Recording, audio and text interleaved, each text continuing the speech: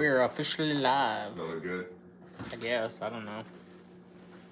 What, can you not see? I mean, I can. I'm just not looking.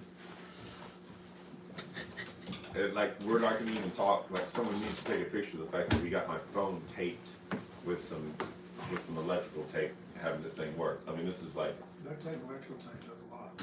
Yeah, no. Lots and lots. All right, so we're good? It's going. Hey, that looks good. Yeah. I'm just going to turn the volume down. Yeah, you got to turn the volume down. On yours? Okay. Yeah, we're good. All right, we live. Bastard Therapy. And basically, we're going to put Hallman center stage. This is the Hallman show. He just doesn't realize it because we're on his home pond. We are? Well, I mean, Closest thing I have to one? this would be your home pond. This is your home lake, right? It's 3 hours from my house, but yeah, probably. I know, but I mean, It's the one that we spent the most time on. Right? yeah. Yeah. Yeah. Most time here, definitely. Don't break the table. It's kind of like the Rayburn of Texas. 25 ouncer? What are they? I don't know. Why is it not 24? That thing's bad. Why is it 25 ounces? Yeah. It's really weird. We used to have a 32 ouncer in college of Miller Lite you get for 87 cents down at the. I never went and got them, but my roommate used to go get them all the time, man. 87 cents for a 26. It was a 31 ouncer, I think. It's a full moon. Yeah. Someone said. That's why I'm having such a hard time getting a bite, because it's I think full so. moon. I always struggle on full moon. Oh, that's what it is. I thought you were going to talk about sleeping because you've been sleeping like crazy. It's Like, the full moon. It's a full moon. I haven't slept because you sleep. Dude, I'm a sleeper. I go to bed at 8:30. Yeah, this guy listen. So every night, it's like clockwork, man. It's like 8:30, not like 8:30. Home and go to bed, and I gotta wake him up. Like this morning, I was at home and wake up, man. I've been in bed. I've been sleeping like 4 hours. Holman's like 12 hours, no problem. And you wake up not in a good mood, like you don't want to be up. Yeah, I've been awake my whole life. Like I don't even like talking to you in the morning. No. But after I've been up for an hour, so No, yeah, you're good. yeah, I'll start singing after I've been up for an hour. But it takes first 30 He minutes. needs that coffee, but he doesn't. I've never seen him drink coffee, but he needs that like caffeine boost first thing. Yeah. And he's good. If there's no Man, when comment, y'all get up, like my head's still like it's dizzy, you know, like when you're asleep and somebody wakes you up in the middle of the night, you know. no, I wake up every night at 3 o'clock and weird like. You don't ever wake up and you're just dizzy from being so out of it. No, I don't feel like I ever get deep in like that first couple hours I get, and then after that it's just worthless. Oh, now look, Now bring these in. dude, I didn't even come close to having it look like that. Yours Look were at that. way more burnt. Not even close. Way more better. Those look good. Mine just Good opened job. up. They weren't Yours were dark way like that. way You're more burnt. freaking Nice job. ridiculous. Don't be jealous. Good job, bro. I'm not jealous. Mine just opened up. They weren't dark. All right. If there's no questions, Grand Lake, talk about. No. There's. I'm supposed. I was told that I'm supposed to have this big beer wrapped in a paper sack. Agreed. They also said that you might have a little sleep apnea going on. Me or tall? I don't know. It just said it sounds like somebody has. No, I just like it's just when I I'm wondered here. if I had it because people told me that before. Like if you could sleep 12 hours and you still feel sleepy, like you might have sleep apnea. No, I just sleep for like I just need a minimal amount of sleep. I'll be like Kelly. I'll start sleeping with one of those. I sleep really hard when I go to sleep, and when I'm at home, like I don't wake up for anything. I don't wake up all night long, but I Yeah, don't you think don't. I don't think that's a definition of sleep apnea, though. I think sleep apnea, like you may not wake up all night. No, I You just- don't ever hit that deep. I just don't. REM sleep. Yeah, I just don't need much sleep. So Panger is not cooking. Panger is staying at home. He lives in Broken Arrow, so he's commuting back and forth. Like all of us, we've been on the road a ton. So I think it's just kind of nice for him to stay Are y'all at his going house. home after this? Yes. Yes, I go to Alabama for Pickwick. And then I'm going to the Amazon. So, That's true. but I've got 2 weeks between. So, don't guess Todd is fishing the Triple T on Whitney this weekend. No. No. Listen, who asked this? Who asked me that? Let's see. Jasper Lee. Jasper Lee. Jasper? I'm not mad at Jasper. What I'm mad at is that Jasper brought up a sore subject. I was in a good mood. I hadn't even thought about this.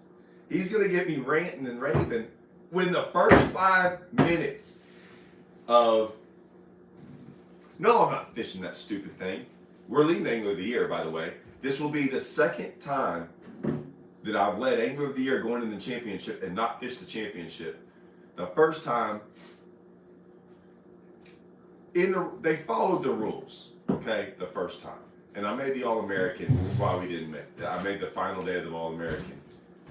And so they won't allow Russell to fish by himself. If he's leading angler of the year, they're going to have a cameraman with him, and you're not allowed to fish the tournament by yourself. In 6 months prior, we talked to him, and I said, hey, there's an issue, you know, like, there's got to be a way that we can fish the championship for one day. Russell came with an observer, something. I'll set it up. We'll set it up. The cameraman's going to be on him. Like, there's no way that like, here's my issue with all this stuff. You're going to have a tournament. Don't we want all the rules there to take out advantages, right? Like, we don't want anyone else having an advantage. Would anyone consider Russell fishing by himself an advantage over me not fishing? Like, would that be an advantage? Russell having to fish by himself? No, I would No. never think so. Of course not. So he could get the cameraman were going to be with him because we were leading into the year, and they were like, yeah, we'll work something out. We followed up.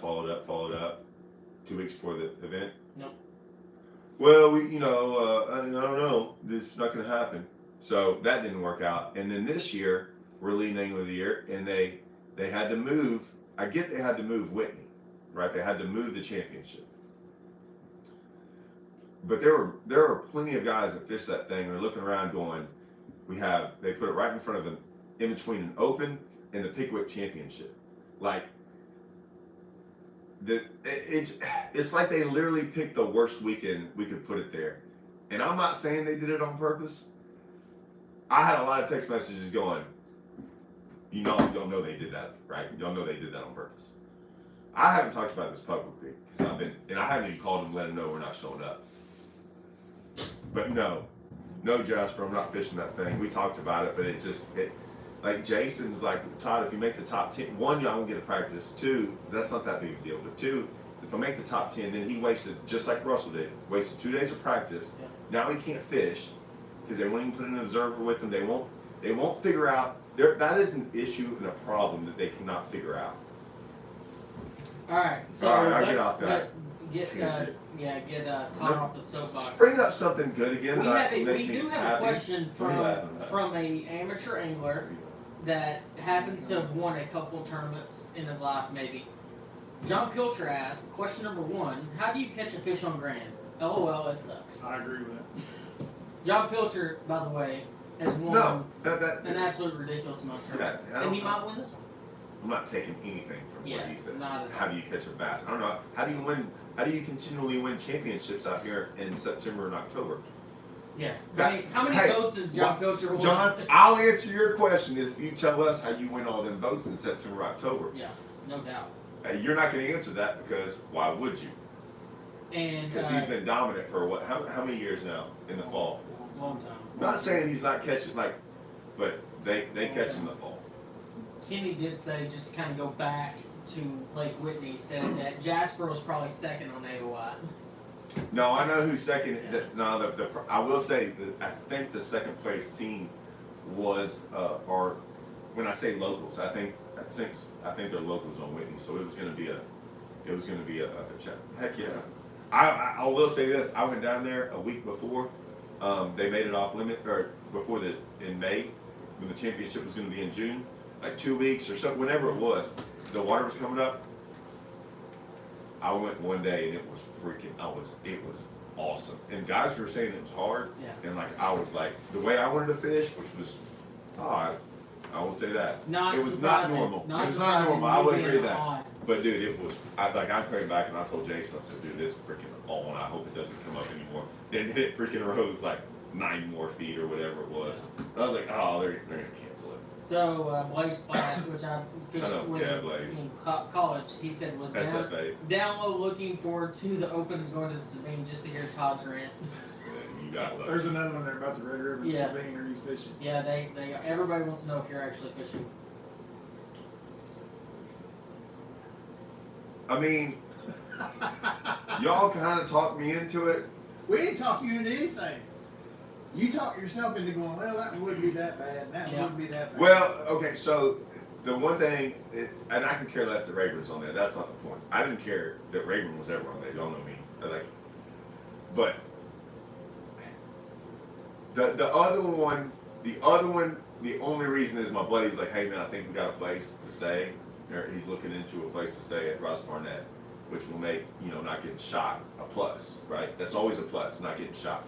So, but I always said Ross Barnett would, like the lake itself. Yeah, fish is one. Yeah, I've only fished it once, but I like it. So like in May, I think it'll be. I've never been on it, so I'm always up for. It'll be good. It's I just. love any lake. It's just like, it's an adventure around that place at times. Yes. So you want to get from point A to point B. Oh no! What are you talking about? That'd be perfect for him because I've seen him run some way sketchier stuff than Ross Barnett. I'm not talking about the driving in the lake. Oh. I'm talking about driving to get to the lake. Oh well, yeah. No, yeah, gas and anything else like you go. All you want to do is you want to figure out that's our main goal: how to get from point A to point B. So it's not like just go down here to the woodshed and go to the boat ramp. It's not like that. No. I drove around for a while. Andrew found a gas station. Yeah, it's sketchy. Like, cause you can't even, you wouldn't even be able to get gas. You pull in the gas station, there would be you couldn't get into a pump. No one's getting gas. You just couldn't get in there. There'd be 42 cars in there. Yeah. And it's, the whole thing is you don't eat, I'm not getting into it. It's just not a good, and Red River, listen, Red River, there's some guys from the Red River that is funny. They're like, man, that was going to be fun. I'm looking forward to it. I'm like, these guys, have y'all ever caught fruit pound fish? Ever in y'all? Like, they have no idea what a good fishery is. Yeah. There are people, like my buddies were calling people down there, they're like, hey, the Red River, like, I live 10 minutes to the Red River. I haven't been in 5 years. Why would I go? I got buddies the same way. They're like, I go anywhere else other Yeah, than the Red they River. live there. They don't. Yeah, and no one actually goes to the Red River to fish. So we've had this question a couple times. What do we think it's going to take to get in the money this week? Cut weights.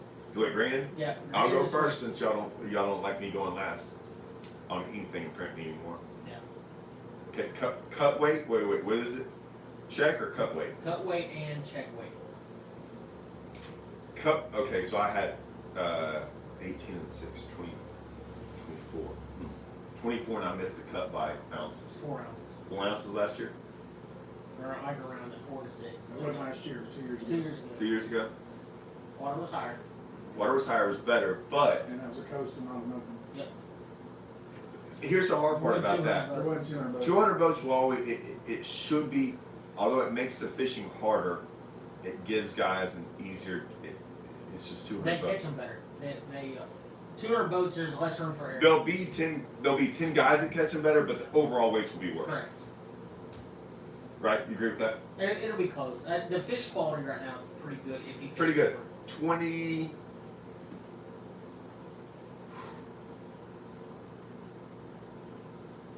Top 10, 26 and a half. Okay. What's your check? Check. 20.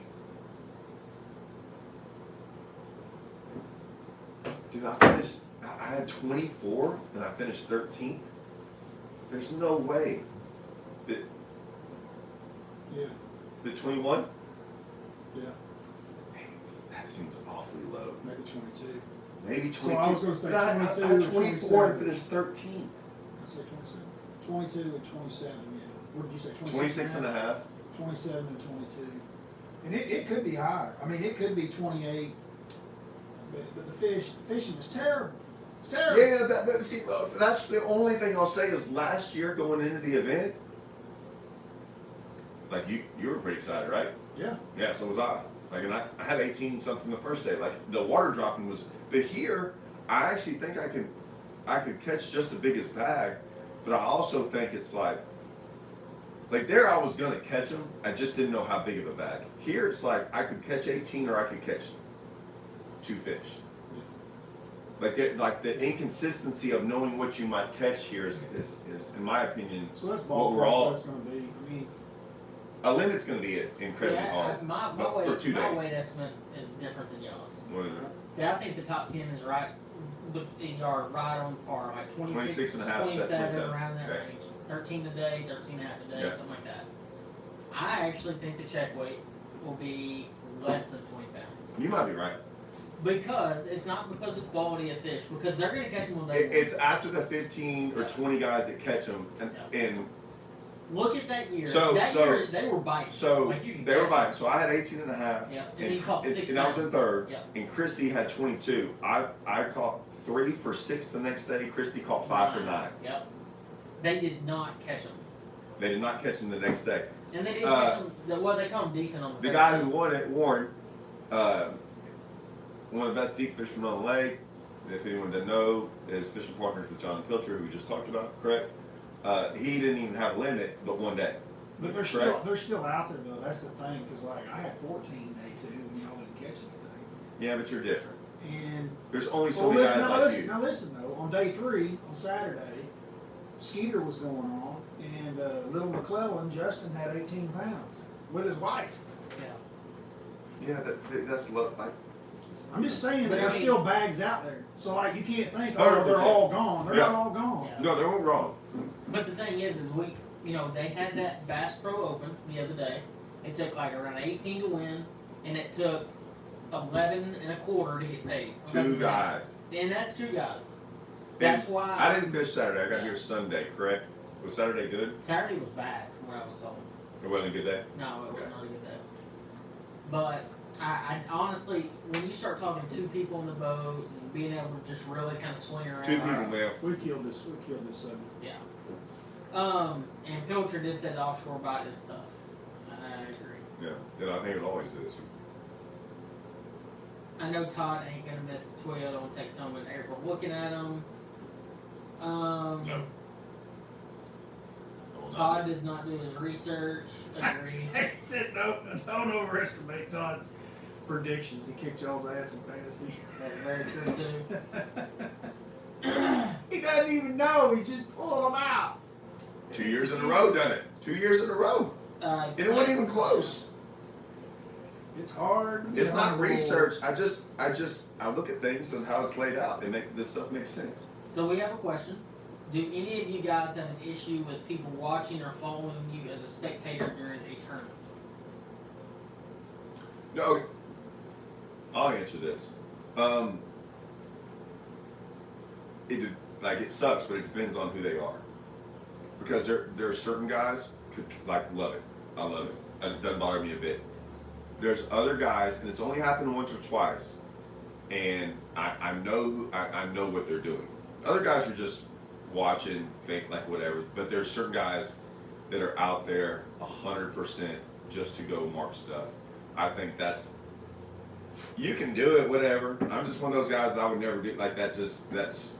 I don't like that, and that's just me. It's just what it is. And you will never catch us on the lake ever when a tournament's going on, because I don't ever want to be viewed as me personally. That's my opinion. But no, normally it doesn't bother me at all though, guys. Like following you around, usually it's pretty cool. But there's usually one boat out there that you kind of like, all right, these guys are out here just for. They're known to do that. We do have a couple questions. Palman, what is your go-to flipping rod? 5 and Amistad, extra heavy. 7.3. Extra heavy, why not? If I'm flipping a fluorocarbon. If I'm flipping braid and it's not in grass, then I'm going to flip the Amistad, not the extra heavy. So normally I'm flipping fluorocarbon. I mean, like around here. Oh, not the extra heavy? No, if I'm down at Rayburn not flipping that bushes, if I'm flipping bushes with braid down there, I'm going to flip just an Amistad. All right. And if I'm flipping grass, I'm going to use an 8-footer, different rod. You don't ever throw that 7.5? That thing is awesome. I just don't like a big long rod around bushes and trees. Never had. 7.5 is not. 7.5, 7.3. I mean, 2-inch difference. Yeah, but it's stout though. But you went less rod. Yeah, because of the braid. I know. Yeah, I do. Okay. And then question number 2, Todd picked up a few hybrid hunters. What conditions are best for throwing them? Yeah, I mean, it just depends. That's like the loaded question. I mean, I haven't caught one on it this week, nor did I plan on. But I mean, I'm not really catching them anything like in 4 foot or less, like that way on any kind of crate, any of that stuff. It's just all conditions are great if they're up there. It doesn't you can change the bait to get the conditions if it's cloudy, you can just throw different colors. I mean, you know what I'm saying? It doesn't really matter. Fish got to be there. If they're up there, they'll bite it. But that's kind of with any bait. Any big plans for the off season? Y'all got off seasons, I don't. You're going to Brazil? Yeah. I'm going to Brazil in like 3 weeks. So that's going to be cool. To go down there, shoot some TV and... Don't catch the Brazilian flu. Yeah, right. No, it'll be good. I'm excited about going down there. We're going to catch some peacock, bass, and some other kind of fish that I've never heard of. Those piranhas. Arowana? You got to catch the piranhas. No, listen, you catch the piranhas, dude, this is no joke. Bring them back, and the girls on the boat will cook them.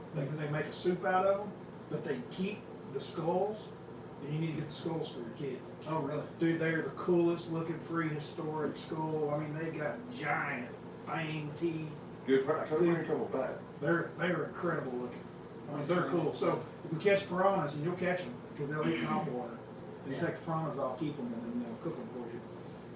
Yeah, no, I'm excited about it. You know, I was actually sitting outside talking to Holman a minute ago, talking about, you know, we had another question, what's everybody, or Palmy or whatever that guy doesn't, yeah, that's the other fish that we're going after.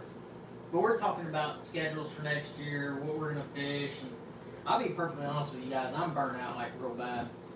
So I'm basically going to spend this time off to just recalibrate, spend some time with my family. Might not even fish that much, to be perfectly honest with you. Just might go crappie fishing some. I really have gotten to where I really like crappie fishing. And wintertime on Toledo Bend is just phenomenal for crappie, so. When's y'all's first tournament? I don't even think it's till like February or something. I got one like January 4th or 7th, somewhere like first, like I'll start off right. I'll probably have 3 or 4 tournaments in January and February. I mean, don't get me wrong. The likeliness of me jumping in some tournaments in January, February, moving on to Toledo. You'll have to go to Rayburn. Yeah, I'll go to Rayburn, but I mean, getting better on that lake is kind of a goal of mine. Don't get me wrong. I feel like I'm a decent angler on Rayburn. I feel like I used to be a better angler. I just hadn't been there in a long time. And it's just really hard. It's way different than whenever I grew up on it. Way different. I mean, when I was growing up on it, Todd was dominating. That's before everybody went offshore, and I was still doing was crankbaits and grass, and it wasn't any where I believed I could win, but I just enjoyed that. I've never thought about that before, but that is like an advantage to Grand. Like the rocks don't move. You know what I mean? And y'all's grass comes and goes. Your fish move up and down. But the only thing that changes here is watercolor. I mean, even the docks don't move, and then maybe they add. I mean, like I've been a lot of places this week where I'm like, crap, look at all those new docks. Look at all those new docks. But you know what I mean? The water level changing, and so like when I first started fishing, like you go to the canyons in the summertime, the whole thing was pads. The whole thing was padded up. I ain't seen a pad in the canyons in like 10 years. Yeah. We used to have pepper grass. Like we used to like dominate the pepper grass. You don't see pepper grass anymore. Hay was not even. Hay was like in a foot of water. It never was anything, and now we got hay everywhere. Yeah. It changes so much with the water level and how everything changes. Like people have no idea, and that's why it's good. It's why you can't dominate. Like you, I've always said this. There's very few guys that have been really good on Rayburn for over 10 years. I can think of like 3 or 4 people. That's it. That's it. Because you'll see guys do good because it follows a trend for a couple years, and then when it changes, they're like, what do I do now? I got guys out there that like, I'm gonna fish deep. That's all I'm ever gonna do. I'm like, good luck. And they'll have a little success for a year or two, and then all of a sudden it'll change, and they're like, you never hear of them again. And I'm like, yeah, I try to tell them, I mean, you cannot just. Well, Grand's changed a lot in the last 10 years, but you know why it's changed? I mean, it has. It's changed drastically. I mean, it's changed. The water level of them. That's a big deal. Them changing that water level of the standard water level and dropping it lower has made it not. They've moved the fish population. 100%. It is a difference. This is what it is. It is a difference from tournaments going out of Martins And Wolf. And now nothing goes out of Martins. Nothing. And it has changed this lake in the way that it has. And I was thinking about that. Like when people ask me about tournaments, like there's certain like I love Rayburn in the fact. And Toledo is a little bit like Toledo. You could actually do kind of good around the takeoff, but you can't do that at like Rayburn. Like Rayburn is so awesome that when they release fish that has no. It doesn't. They just go everywhere. They just go everywhere, And it's not that I hate lakes like this, but like we were talking about wolf. Yeah. I mean, so in that tournament, so Jason Christie goes out there and catches a big bag. I go out there and catch 18.5 pounds, and Cody Bird sits freaking right there. Like you could talk to Cody Bird from the freaking launch site, and he's in second. And I'm not saying I've not ever gone after release fish. I don't ever on this lake. I just don't, because I think the better way. I think the way to win is not fishing wolf. Yeah. Although it has been won in wolf before. Yeah, it depends on how tough it is. If the fishing's good, I mean, I if know. the fishing's somewhat okay, And you definitely want to get away I from know, it. but man, that's just a. We used to have this deal on Livingston. You can't win on one day. You can't win on one day. No, you can't win in one day.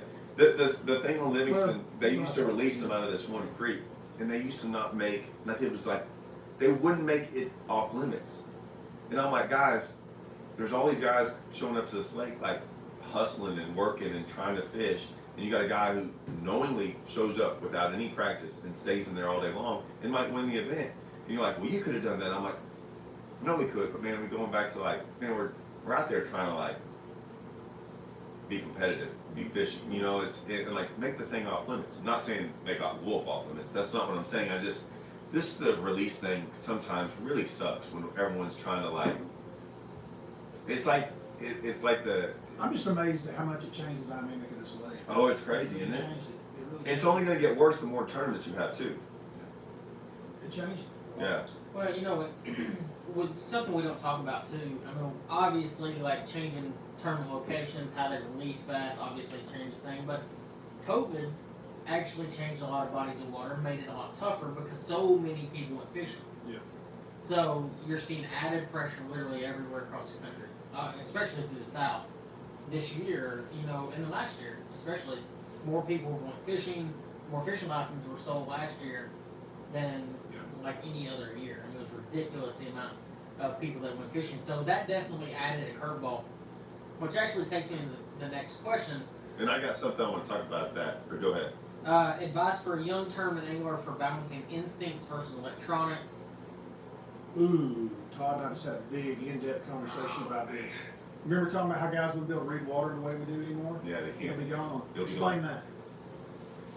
Explain that. So like Alabama was a good place because we were both doing it. Yeah, and I Like, cannot do it. We're able to run down the lake at like. But it's. Which I mean, just Okay. 300. So That's a lot. so Jeez. so when we started fishing, there was no GPS. When I start, like so I would Yeah, there wasn't for me either. right. So when I started white bass fishing on Livingston, like I would like turn around this stump, go out to the middle of the lake, aim at this tower over here, Right, and watch my depth finder and watch it come up. There's my hump. Right. That's how I white bass fished, and then from there I started graphing around. That's how we started. That's how I learned how rock piles, like in Horse Creek. That's how. 100%. Like it was We all lined up this. with all these Right. trees and towers. Well, that's what we did, and then all of a sudden when maps got around, like the Navionics maps, or it doesn't matter anymore, right? And we started like so. There was two ways, right? There's two ways to look at it. You look at the land formations around you, like so, like rock and stuff. You don't do it around. You can kind of do it around Rayburn because you can see drains and ditches around Rayburn because you see the willow trees up on the bank. That's usually a drain because you know stuff like that. You're probably really good. I know some guys that are really good at like reading stumps, like different kinds of stumps. They can show where the creek channel is because they're bigger and you know like a certain type. It's harder now because with age they start looking all the same. Regardless, rock was the big one. Rock's the one that you really look at and that I really look at and study and like look at the different formations of the rock. We always talk about like little rock, big rock, white rock, black you rock. talk about like where like a transition goes from flat Yeah, to steep. but that's so that's good. But like even like what we were running at Smith, it was very detailed on like watching the slope and that other stuff. And so I take all that into account when we're catching them. So with you, and so we look at that running down the lake. We'll look at our map, and then you see lines get smaller and fatter and whatever. And we look at all of it goes into all this stuff. So we're going down the lake, and I'm just waypointing stuff constantly. And I caught all my fish on Smith, almost all of them off of places that I never fished. I'm just like, that should be good too because it matches everything. I do the same thing here. Like when I figured out that one pattern, I'm like, I bet you that other creek will have two. I ran in there, I'm like, yeah, that's going to be it, and I caught him. That instinct of being able to do that is going to get lost because technology it doesn't force you to have to do that. And I think if you can figure out both, but I think that you're freaking money. The instincts will come in with technology too. I mean, because I know that even myself, I find myself you're the same way with live scope. When we start playing with it and doing different things, we're like, I mean, just about every day I see something new or something different with it that I didn't see before. Okay, yeah, but here's the one thing I'll say: if you have live scope, right, you're forced to look at live scope. If you don't, if you're not forced to use your instincts and look at that stuff, like we were forced to do that. It's not something that it's not something that as I'm young right now saying, hey, you need to do this, right? I don't think we had to do that. You have to have the understanding of correct. Both. That's really you have to. And live scope really has nothing to do with that. But it's not just live scope, it's side imaging, it's right, but to do it without all that, GPS, just to do it with your eyes and see it as easy as I think sometimes we see it. I mean, I use that more than anything. I mean, even with GPS, live scope, and I can see it in front of me, I still end up finding a couple of markers on the land that I still use to triangulate my cast with because it is as accurate as it gets, even though my live scope point right I'm still talking about like driving down the lake and seeing what we see. Yeah, as far as the lay of how and that just takes what's feeding it. Yeah, that just takes a lot of time to like you get that's you going to multiple lakes all the time and going and running a pattern, which I think that's what we all look for. What I wanted to talk about earlier was that comment about the pressure. And so that we always hate, I think y'all hate it too, right? Y'all don't we hate going to a tournament after a major tournament has already come to a level? Yes. Right, and explain why. Because they give up all the juice. Yeah. Correct. Now, that might be the case. It's not that they give the juice, they give the patterns out. Correct. Now, luckily, don't we all agree that that has changed? It changes. It changes this one, so like we kind of got lucky. But what I want to talk about that is like, of course, I don't do my research. You're right. So I watched none of the NPFL. Like I couldn't tell you where the guy won it. I couldn't tell you anything about where guys caught him. All I did was watch the weigh-in, like I said. But if you asked me, would you have liked to know where the guy won it? I'd have been like the exact location. I'm like, heck yeah. But not for the same reason you want. Yeah. I want to know where it is because I don't want to go there. Like wherever he won it, I want to make sure I never show up at that area because that's the worst place probably to fish. Yeah. Because all these other guys are like, oh yeah, let's go there. So it's like this pressure deal. I can't tell you how much now I watch anglers, and I'm like, oh man, like that one stupid pocket I was in. I will never go back to that pocket just for the amount of people that came in there. And I just start watching people, and I'm like, yep, I'm not going there, not going there. Like it's just I just refuse to go to these places because 1,400 people show up in them, and I'm like, can't do it. So I'm like, I haven't seen anyone hit stuff like that, and that's. I'm not saying that's the best thing, but like, I pay attention to all that stuff now with all these boats. Like the opens have taught me more and more about Boat pressure. Yeah, the boat pressure, and I think it has the biggest effect on fish nowadays. Like more than weather patterns or anything, I think us fishing the opens with this amount of people and the way they spend time on it, I think that's more important than anything else. Agreed. So I will say this: there is one particular person that says Todd hates rivers. I know Todd's sitting here, but Todd doesn't hate rivers. He hates rivers. There's a certain couple rivers that he hates. There's certain ones that he really likes, and he does well at. Here's which one you like. I know which one he likes. I like them. Here's what I don't like about rivers. You got a good complaint about them. I've heard this. Go ahead. When I'm on Smith and I get beat on Smith, I had the opportunity to fish that spot and find that spot, exactly. or find that pattern, or find whatever. When I go to a river and I get beat so many times, the entire field got beat by something that he had zero access to get to, didn't know about. It was not, oh man, I'm just driving down the lake and I pulled into this one pocket, drove 14 miles down this creek into a backwater that no one's ever known about, and they may or may not have been stocking fish in there for 2 weeks, which you're not allowed to do. But I mean, I can't help it if my buddy goes and puts fish in this place that they can't hardly get out of, and I win a tournament. Sorry, y'all want to talk about real stuff. It's why I don't like rivers, because I don't think it's a fair advantage. The elites did such a good job on saying, you want to fish out of a boat like that, fish out of it all year. Because there was a reason that the same guys were winning out of rivers in boats that were not like everyone else's jet drive boats and their acts, and you're like, oh, well, you could do that. You're right. Let's go buy an $80,000 boat like we all have to do, and then go buy another $30,000 boat just to fish a river. Sorry, man, that's first world problems that I don't, I don't have that kind of money to go access all that stuff and bring 2 boats with me and do it. Like, that's not, we didn't get in the fishing game for that. So I don't like rivers because of that. In the opens, this is what's going to happen. Guys are going to get in this and they're going to have a tree that they're going to freaking chainsaw down before they event. Like, I'm just telling y'all don't understand what goes on. Yes, it's what it is. I'm going to get back in this culvert and everyone's like, man, that's really cool. You did that. He didn't find it. He was told about it. It happened that way. He's not in a big boat. It's not the big boat deal. It's just, I don't think it's fair. When I get beat on the lake, like Jacob Prosnick beat me on Smith, I could have done exactly what Jacob did, but I didn't. He outfished me. Man, I go home fine with that. I'm fine. I get it. I do. I think you got to I like rivers, but I don't. It's not that I dislike rivers, but it'll happen again. It'll happen, and everyone in that event has this like, oh man, I think I have a chance to win this. I'm looking at them like, oh, in that boat, no, you don't.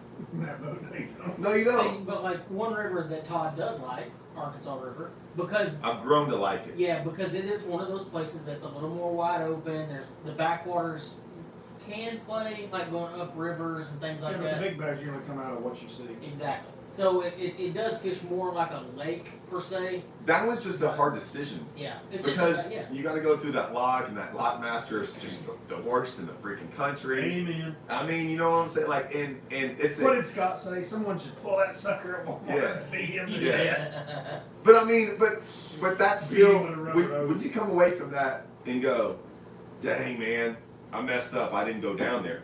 That's on you. Absolutely. It's not like, oh, I guess. Yeah, you went in there, and I guess I couldn't have gone in there. Good job, I guess, dude. And if you think people aren't putting fish in these places, you are nuts, guy. I know people don't think that this, and it's not illegal. I don't think you're allowed to. I don't know if that rule's still in there. There are some rules that seeding bass. Seeding bass. Well, you can't. I can't help it if my buddy goes and puts 40 fish in this one place. I can't. Okay. But hey, man, let's go. Let's give a classic bird to a guy. I'm not saying that's how it's going to be won. I'm just saying it's happened. Please agree with me so I don't look like the only one. No, I agree. No, okay. 100%. Thank you. So we're going to change topics a little bit. We've had Andrews ask a couple of questions. Hallman, 7.3 Amistad for swim jig chatterbait. No, not usually. No. It's all right. Not the chatterbait. No, the chatterbait. We like swim jig. What's that 7'4"? It was called the heavy cover. Oh, so I like the set. What for like the small casted? No. No. The grass chatterbait. McClellan. It was 7'4". Remember, it came out and had a heavy cover jig rod. Was the name on it? Yeah, no, McClellan. It's a McClellan 7'4" heavy cover jig rod. So it's a wonderful chatterbait. Right? Yeah, for the small I'm talking about like on grass. That's like what the I'm talking bombing. about for grass. Bombing. That 7. Oh, that 7.9 XD cranker. It. Oh my gosh, that's my favorite one now. The 7.9 for the grass. The 7.4 for like the little deal. But the extra heavy, the Kara 7.3, my favorite extra heavy Hempstead rod. Swim jig all day long. Yeah. All day long. I agree with that. So walking baits, I use a 6.9 medium heavy before and it worked good. Is there a better length? Because I 7.3 heavy with it. Am I working it wrong? Which is best? Me personally, I use a 6.9 medium heavy, but I'm a short guy. So like when I do the downward motion of walking the dog or waking the dog, as Jason Christie would say, I don't hit the water every time. Same with a Y. Thank you. Yeah. Because I was like, you waking got me waking the waking the dog. But Yeah, that's another story for a different day. But no, actually, Jason Christie, the real Jason Christie, uses 6.6 for all of his top water stuff, 100%. 7.6. Yeah, I know you use a big one. And I'm in between. you're 7.3. I'll go 7.3, 7.6 when I'm on Rayburn, like bombing it. Rayburn, that is the exception. When I am on Rayburn, I go to a 7.3, no questions asked. I've started going with that. Falcon had that 7.6 SoCal rod. Yeah, that's a good rod. Yeah, That's a good rod. because it's real flipping. I started walking base with it, and like man, because you got grass, you got to pull them out of the grass. Yeah, That's a good rod. Yeah. it's not made for that. God, we get a lot of rod questions, don't we? Yeah, It's like that's constant. but yeah, I can't Remember go. we talked about that last year about the Well, rod. hold on, like so, but you're doing it with you're doing braid. Braid them on the week. See, man, like the braids, you got to go so flimsy with braid, Correct. and I just don't like that smaller rod with braid when I'm fighting them. Yeah. It gets kind of like squirrely because if they pull hard and stuff, like it doesn't feel like you have any more rod to like playing with. It gets to a certain point, and that 7.6, I feel like when I play, because it doesn't bother me working it. You know what I'm saying?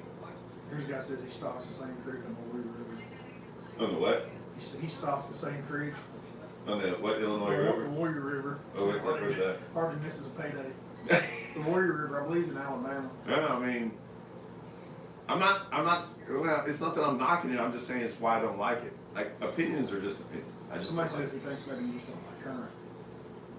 I don't even fish the current. None of us fish the current. Like those rivers aren't current. Like No, current plays. where?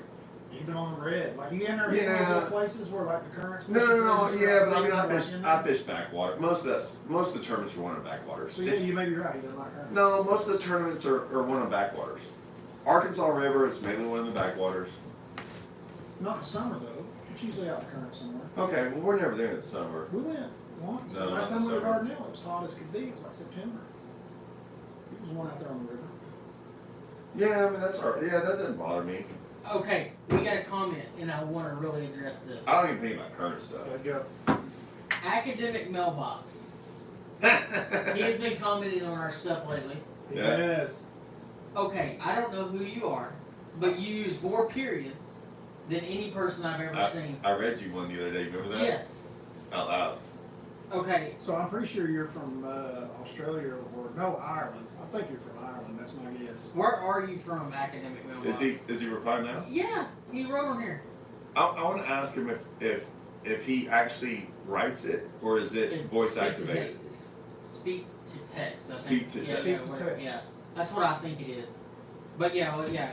Just please. Yeah, I'm respond to curious. say We've been we're curious about it. Yeah, we've seen all your comments. And Oh yeah, we've seen you're it. very intuitive. You ask a lot of questions. You answer a lot of things. So love to hear what you have to say here. Do you guys downsize your baits in the fall? I went to a 1/4 ounce nickel spinnerbait and caught double the fish I normally do. No, I upsized this one. It depends where you're at. It depends on where you are, because like here, I'm still throwing a 1/2 ounce spinnerbait, same one I throw in the spring. But dude, like Rivers is a great place, especially in the fall. It's how I made the All-American one year. I went down to a little 1/4 ounce spinnerbait. I mean, it choked us. Or it depends on where you're at because And the size of bait there. 90% of the time. Rivers, it seems like Rivers, you always downsize everything. Doesn't it seem like? Yeah. Rivers, But- always smaller. But when you get on lakes like, it's the opposite for me because I go sometimes big because of what they're on. A lot of times they're on perch or gizzard shad, especially in the fall. So like I actually upsize a lot of places because of that. Yeah. Especially like top waters, like I'll upsize more in the fall than I will. It does work here too. Yeah. When they're almost big gizzards, Yeah. on top water, that pencil popper's pretty good. Yeah. Blaze Platt did say, he said, this is our argument on topwater rods is almost as bad as the argument for trap rods. What the best trap rod is and all that stuff. What's a trap? Like rattle trap. Oh yeah, I remember those things. Yeah. No, I have perfect trap rod, so it doesn't matter. Do you? So, yeah, 100%. It's really good. I like so. It's a rod you picked up today and you're like, eh. Oh, I can see that. So good. I can see Magnum that. Hammer is what it is. Yeah, It's 7.3 medium heavy. I can see that. Yeah, I think Falcon had one like that. I already know which one I'm gonna throw with Luz. But I didn't throw a trap till it's been about 7 years before I threw a trap. And I threw one this last in the Toyota on Rayburn. Yeah, you did. I threw one. Yeah.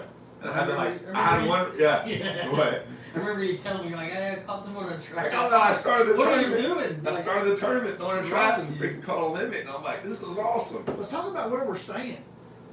Oh my gosh. Let's talk about where we're staying. Hey, can I show a picture? Yeah. Okay. You can show pictures. I'm going to show y'all a picture real quick. Oh, you're going to show that picture? Yeah. Oh. Well, why wouldn't you? Yeah, that's the picture to so show. I'll make a video. I'll make a video of this and put it on my YouTube channel. Okay, here's just a prequel of what went down. Hold on, let me see. I don't know if you can see very good. You can get a little bit closer. Yeah, right there. That's good. So Hallman and Watson. Yeah. How much go into Worldwide. Worldwide. Watson and I bought a house on Grand Lake, and this is going to be an Airbnb. Basically, we're staying here this week. Watson and I just closed on it a couple weeks ago, so basically every night I've been putting in a dishwasher or a new kitchen sink or laying floor in a bathroom, putting in a new toilet. Yeah, please. Thank you. And we'll do some videos. I'll throw up a video of the tour of the place. So like you stay here, you're also going to have a shop, park your boat in. 2 of them side by side, fit perfectly. Big screen TVs, the house, so it'll be a sweet deal. Have more on that to come, but yeah, we're pretty pumped. Watson was down here last night to help Sarah. We were gonna go live last night, and it just got. God, we really wanted to go live with Watson, and the time got away from us. He had a great Coimbra story that I wish we had him tell. I've got it on video, and I'll never be able to release it. It's phenomenal. So good. So good. So we're getting a bunch of comments about the bathtub. So it does have a big garden tub in the master suite. Yeah. And we had candles and it was lit amazing. If y'all saw how we rigged the phone to do all this, well, I guess I could, but man, it's kind of janky. Well, it's kind of perfect, like where it is. Right. I'll do one. I'll put a video. I'm gonna make a video of the whole house and with all the details, and I'll have a before and after too, because like we've done a lot of work to it. So.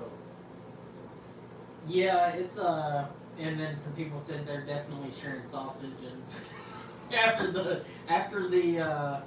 bathtub photo, I can understand why. Yeah, see, there you go. Everybody's saying smart move, Hallman. I agree. This place is great, guys. Like, it's gonna be I don't know what the price is gonna be, but it's gonna be affordable. Yep. And Hallman and I parked our boats inside a garage, completely enclosed. And it has been one of the best things that we've had all year. I leave the boat ramp and drive here with my life jacket, not like sitting on my seat. I'll leave my sweatshirt. Yeah, everything's because I never get over 10 miles, 15 miles an hour at the most, and like all the everything I haven't buckled it. What, a half a mile from the boat ramp? Yeah, No, I don't even think it's a half mile. No, it's probably not. We're out here in Bernice on Horse Creek, so if you're in The police station's right here. Yeah, like so. Yeah, they got some, they want to come by here, but this place is.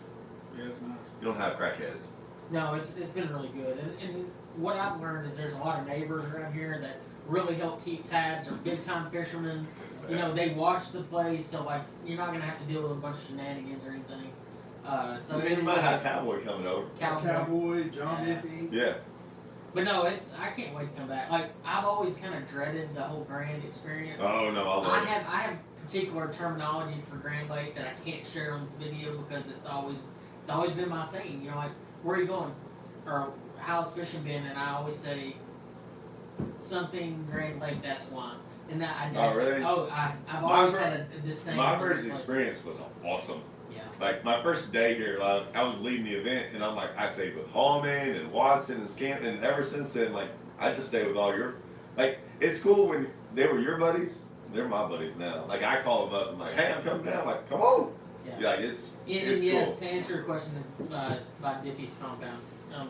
Close, yeah. Pretty close. Close. Paul and them are right across the street. So we're so if you're driving down the highway there, we're on the other side. We're right next to the town. This place is awesome, man.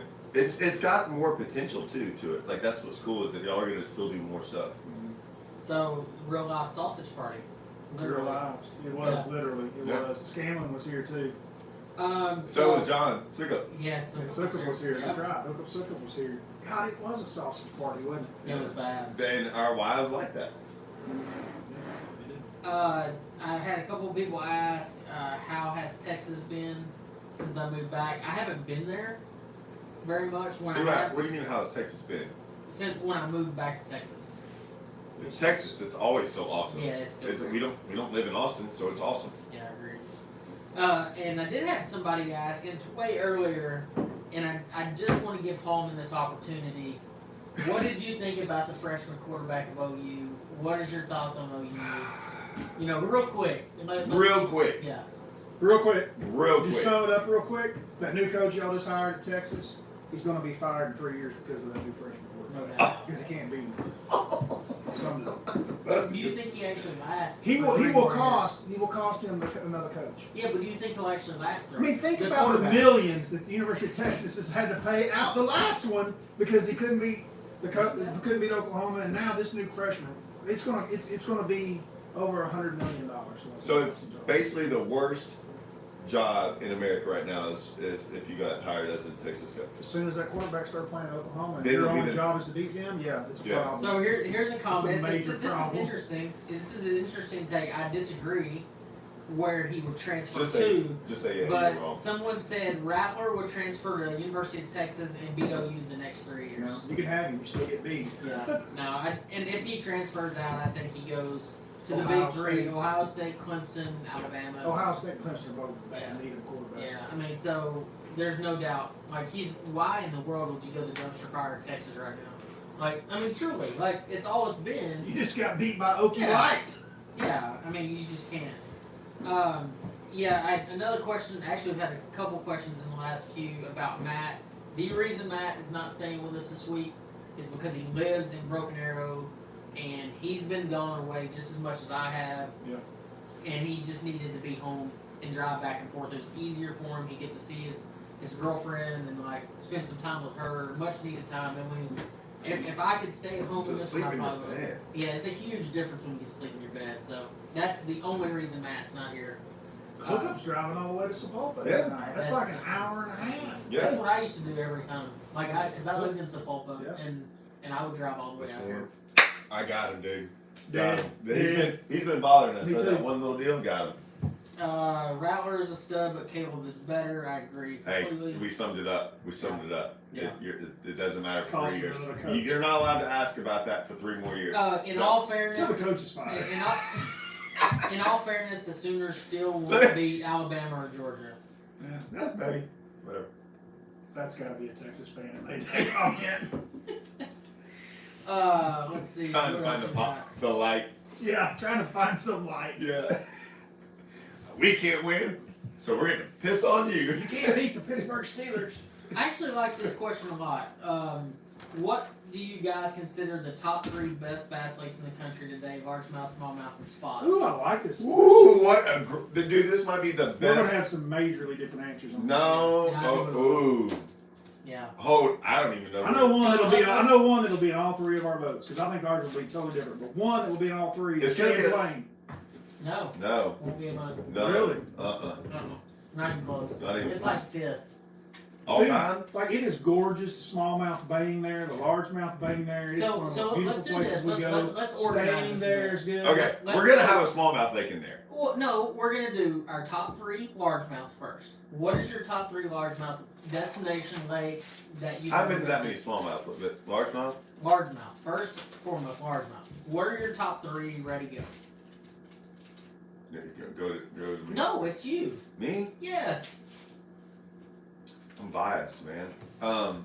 What's number 1? Ready, go. It used to be Falcon or Amstead, but but those it's places aren't, and it wasn't even close. Yeah. It wasn't even close. I'm with it. Amistad was by far my number 1 lake. I love Del Rio. I love Del Rio. I love the lake. I love how you catch them down. I love everything about Me Amstead. too. Except the problem is, it's just not that good anymore. Like, like, we've been going down there, like, we went there this year, and we caught like 70, 80 fish today. We had like 13 pounds. Like, and they live, it's just, that water quality is messed up. And I didn't think Falcon, I don't care how big the waist got at Falcon, catching them at Amstead was just awesome. That was so much. Because Falcon was like jig, crank. Yeah. You know, or like flip. It was so dirty water. Amsted's like, do everything, man. Yeah, and it's like, when you see them, like when you like Okay. pull up So a what is school- your top 3? Let me go first. Yeah, go first. Because I'm Champlain. We're on largemouth, right? Largemouth. Champlain. Is your largemouth? Oh yeah. And Champlain. Largemouth. Champlain, California Delta, and Grand Lake. Those are my 3 favorites. Okay. I would say my 3 favorite: Clear Lake, California. No doubt. Like that is I love the Cal Delta. unbelievable. It would be my Yeah. favorite. I would say number 2 is and I'm biased here, is a toss up between Rayburn and Toledo. Even on a bad bad swing on Toledo, I still enjoy it. I grew up there, so I'm comfortable. For the sake of the times at argument, though, Toledo, Rayburn never stood a chance. yeah, I agree with that. Times at Toledo, like sight fishing at Toledo, like the primes of Toledo were better than the primes of Rayburn. Agreed completely. And I've caught way bigger bags on Rayburn. Yeah. But the sight fishing at Toledo, when you see freaking like 10 pounders a day, Yeah. I've never done that on Rayburn. Like it's ridiculous. it was ridiculous. The primes on this place are special too. They're not 30 Yeah, pounds, this is I like this. I take my 3rd though, it's gonna probably surprise some people, and it's just mainly because I just enjoy the way it fishes is Texoma. I That's love all that place. Dude, we love it too. Yeah, Okay, I so mean- that's Texoma's on there for me.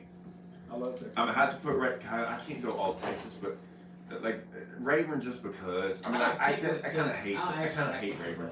Kind of hate Rayburn at times, but Kentucky Lake used to be. Yeah. Kentucky Lake used to be good. Gunnersville used to be like that. Gunnersville, yeah, but see, I never hit any of those at its prime. Like that's what sucks. Is I always kind of miss them. Kentucky Lake was so special. It's so big. I'll tell you what. Texoma, I'm just gonna go all Texas. Just man, I like Grand Lake too. Texoma, Rayburn, because I've never been to Clear Lake. So what's your other Texas? Right now, Choke. Choke's pretty awesome. I like it down there too. Yeah. It's got that South Texas vibe. It Yeah. kind of replaces that Falcon. But it does not replace Amstead. I agree. It does not replace I would Amstead. still say Amstead still. Dude, my top Amstead might be 5. top, Yeah. because like I even I like how desolate it is. Like when you run, dude, it's it's like, so like there's awesome. nobody. Yeah.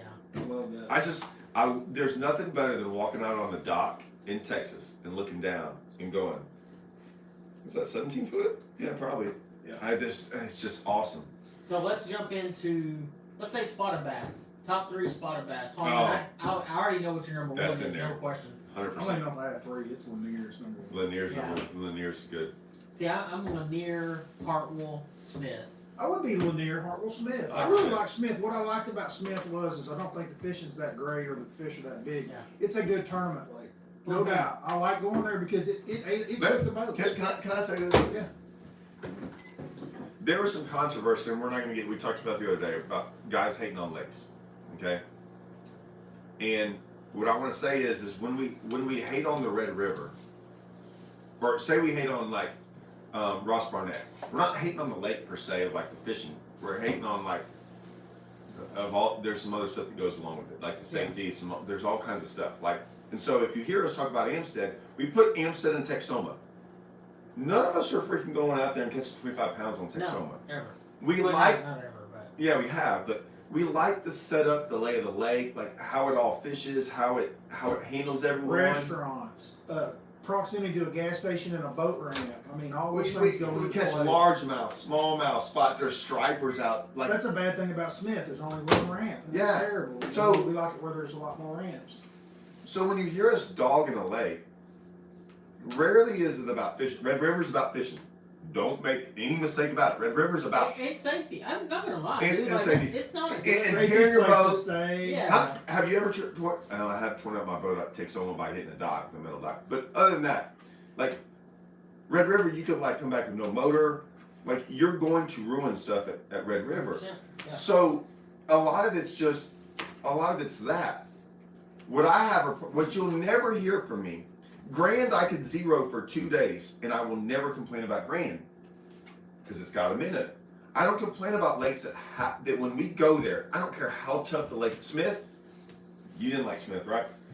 I know I got to No, check. I said I like it because it's a good tournament lake. Right, but you weren't like thrilled about Smith. Like I've been to Smith once before this. I caught him kind of both times, but I love Smith. I just like I never caught over like 14 pounds there. And Hartwell has a great and it's a fantastic tournament. I didn't catch them at Hartwell. Yeah. Kind of. I mean, I did okay. I like Hartwell as well. But yeah, but like Hartwell has them in them. I'm fine with going to a lake that has fish in it, and if we all suck and we don't catch them or it's hard, I've zero problem with that. What I have a problem with is like, hey, we're gonna go to this lake. It's the worst lake. Like, here it is on a map, and there's 40 lakes around here that are way better, and we're still gonna go to that one. Yeah. And it's bad proximity. Like the Red River, we will spend more money at the Red River than the other two lakes combined. Yep. Do y'all hear me? We will spend more money at the Red River. Who's driving? If you want to drive up and down the river, the gas, everything will cost us more. Mm-hmm. And for gas just from the house to the ranch. the Sabine would have been even worse. And so like that's where I look at. So like some guys complained about certain lakes they went to. You can't complain about Grand Lake because you didn't catch. Grand Lake has them in, it's awesome. It is one of the best rock lakes in the country. You know, somebody actually brought up a very interesting point, and I think we need to address this. We talk about Lanier, we talk about Smith, we talk about Hartwell. One of the most overlooked places we didn't talk about was the Coosa River. The Coosa River, Lay Lake, and Neely Henry, and some of those are fantastic. I enjoyed those places. Yeah, they were fun, and I mean they were tough, but I loved them. Lay was better for me, but like. But we hit them at in the fall. I mean, you hit them. Yeah, but like, but they're in there, like, like yes, they're there. I don't care if they're there. I do not care if they're there. Yeah. I mean, it's really hard when you start talking. You're saying top 3 of places. It's more of a personal preference, how you like to fish and things like that. And like I say, a lot of my top 3 has a lot to do with a lot of other things besides just the lake. It has to do with the overall scenery and the beauty of the lake. How comfortable am I staying there? How easy it is to get comfortable housing conditions? How close are those the housing to places to eat, launch ramps, and things like that? Because all of us hate it when you have to stay somewhere and drive an hour and a half to the lake every day. It's terrible. I live close. Like one of my favorite lakes is Lake Nat. I live 15 minutes from it. Like it's awesome. I want to put that in my top 3, hands down. I've never in 2 years I have never driven to a lake. Choked with y'all was one. Yeah. Texoma was the other one. I drove 4.5 hours one day to Texoma just for fun. Mm-hmm. That tells you how much I love a lake. Yeah. Like that matters to me, just like you said. So like it's not always about that. I guarantee y'all, would y'all agree? I've never been to Clear Lake. If I went to Clear Lake once, would y'all tell me that? Would I? Y'all know me. Oh yeah, you would love that. So I would say it'd be top 3. Oh, 1,000%. And I agree because when y'all were saying that, I'm like, dang, I've never been to Clear Lake. I can't It's put it. gorgeous, the housing, like everything's there. You're just as likely to go catch a 25, and I'm not exaggerating, a 25-pound bag flipping toolies or reeds, and then go offshore on a rock pile and catch another 25-pound bag in the same day. We like Texoma. I know you do too. I like how I have to fish for fish on Texoma. It's why I pick Amstead over Falcon. Throwing a jig out there over a rock pile and on one spot catching 30-something pounds. Don't get me wrong, it's cool and everything, but on Amstead you might catch 30 pounds like fishing. Like just legit fishing, and it's just it'll be a funner event. And I'm one of those guys, I like fun of it. I'm not a guy who wants to sit down on a seat and throw a worm out there and drag it. Yeah. Like, I love active winding, grinding. I promise you, I hope that you get the opportunity in your career to go to Clear Lake, because I've never fished a place ever like that place. It was the most fascinating, most gorgeous place I've ever been. I'm a dog on 2 really, really good fishermen. 2 really, really good fishermen. One of them's David Dudley, and one of them's Jeff Creek. Jeff Creek was doing a show with Wade Middleton one time, and they were catching them pretty good. I think they were on what's that lake? I've only fished it once. Me and Phil Marks, my good buddy Phil Marks, man. Me and him came in second in the Bass Champs. The only time I've ever fished it. A couple years ago. Richard Chang. LBJ. I think it was LBJ. It was LBJ. I think they were fishing on LBJ and they were throwing Viking rigs, right? And David Dudley, I'll never forget David Dudley talking to me, and he was like, "Don't you just when you wake up in the morning, it's the best feeling in the world. You freaking throw that Viking rig out there and thump. That's the best bite in the world." I go, Dudley, I don't know what. you've been doing for a long time that I have never woken up going, ooh, I can't wait for that. No, wacky rig. Yeah. And I'm like, no. I'm like, it's just a freaking 9-pounder exploding on a frog, you know, and I'm like, you know, but like Jeff Crete and them were, I'm not, but they were, it was on a TV show, so I'm sure he was kind of like, he was like, man, there's nothing better than feeling that dink on a boat dock, you know. And I was like, yeah, that's not really what I wake up thinking about. I'm thinking big rod, yeah, that's a half weight, flip it, the thickest stuff ever when it goes through. It's like hit that weight. And your line is like this and goes, twink! And you're like, oh! Yeah. Like, that's what we all get. So, you know, like, a lot of that goes into what we think, like Okeechobee. Like, I liked Okeechobee just because it was kind of like when you figured it out down there, it's top water, whatever it is, Amstead was like that. When they hit a bait on Amstead, like most of the time they ain't seen a bait in a while. Like, so they freaking hit that thing harder than you've ever been hit on. No matter what you throw, they hit that thing harder. Choke is like that. In fact, can we talk about the tree shakers? Like, we can't make this up, right? We got to talk about this for a second. When Falcon in its heyday and the water came up, and I'd heard about this, and I can't, y'all have no idea, but you get in these trees that were in like 8 to 14 foot These water. were big trees. Big trees, like limbs on them like this. Yeah. Okay, they would be this big, and you flip in the middle of it, and as it goes about halfway down, with like an 1 ounce jig, and there's like 14 limbs on this thing, and it goes like that. The whole tree shakes. Yeah. You don't even know what just happened, and you're like, I mean, you just set the hook. It don't even matter, like you feel it, but the whole they're tree shakers, and the whole tree vibrates, and it goes, and it's like 8 to 10 pounder, and it's that's what I think about, not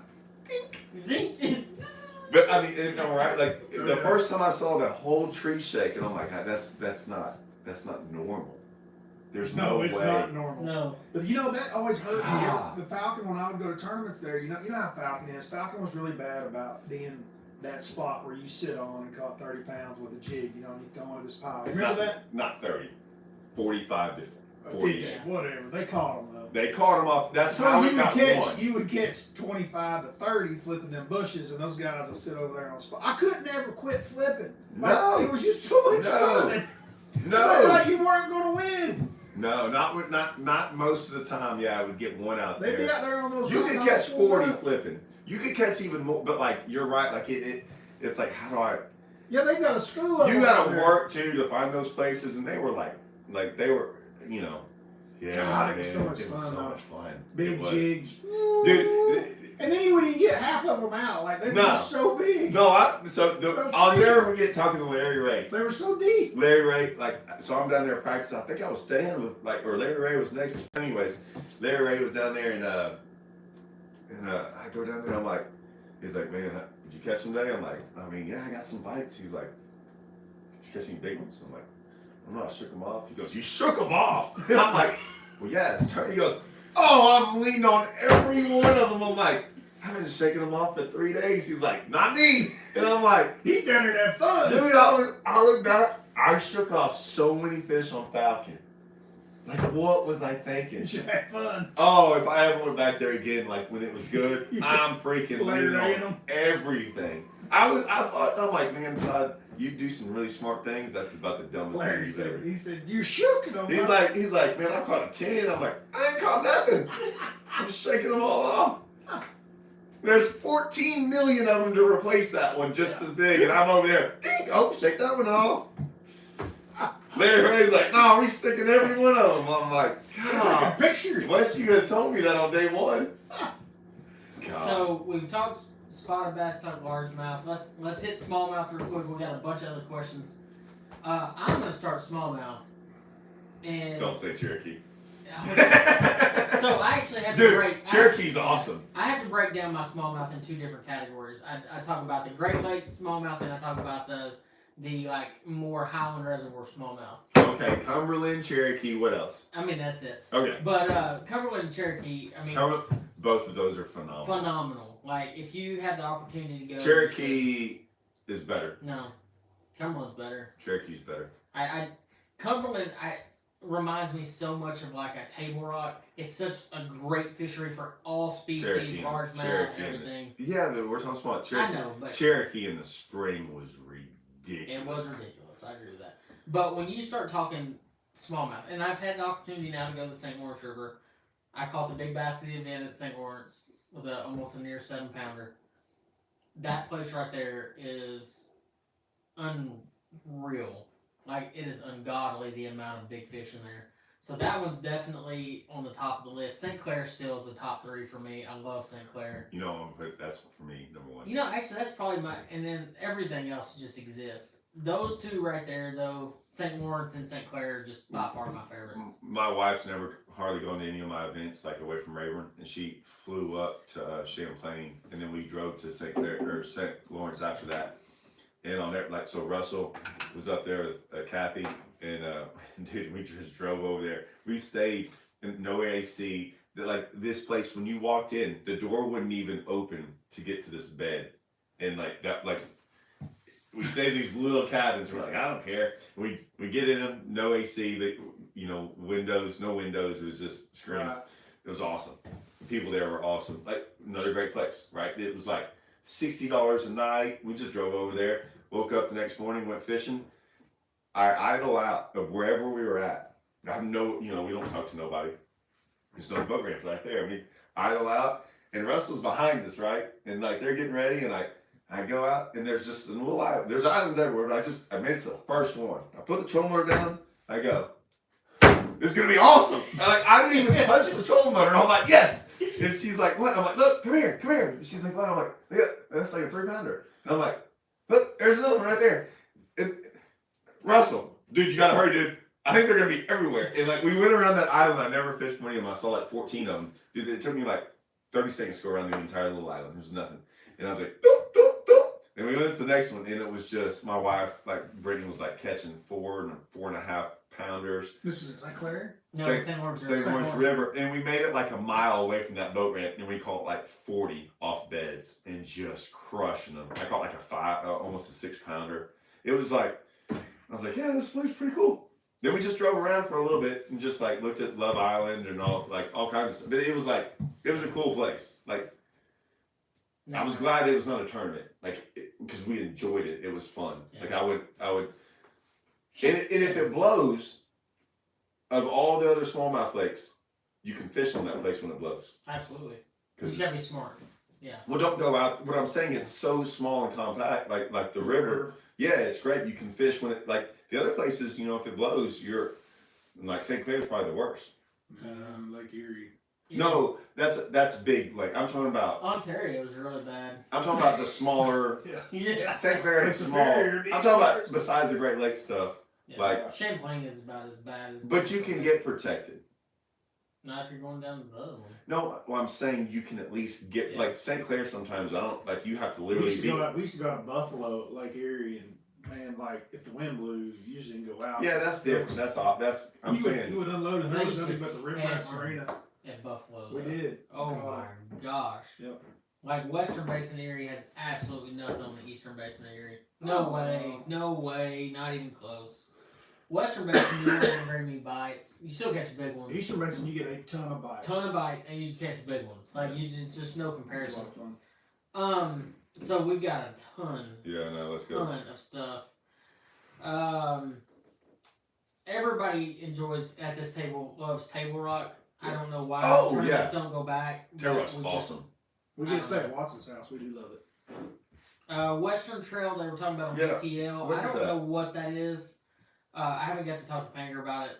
Anytime that we go west, I'd be perfectly happy. No question. Me too. I live in Oklahoma. It's like right down center I-40. Like California is just as close to me as going to Florida, so I would just soon go west. Yeah. Let's see. Real men throw Cincos and look forward to it.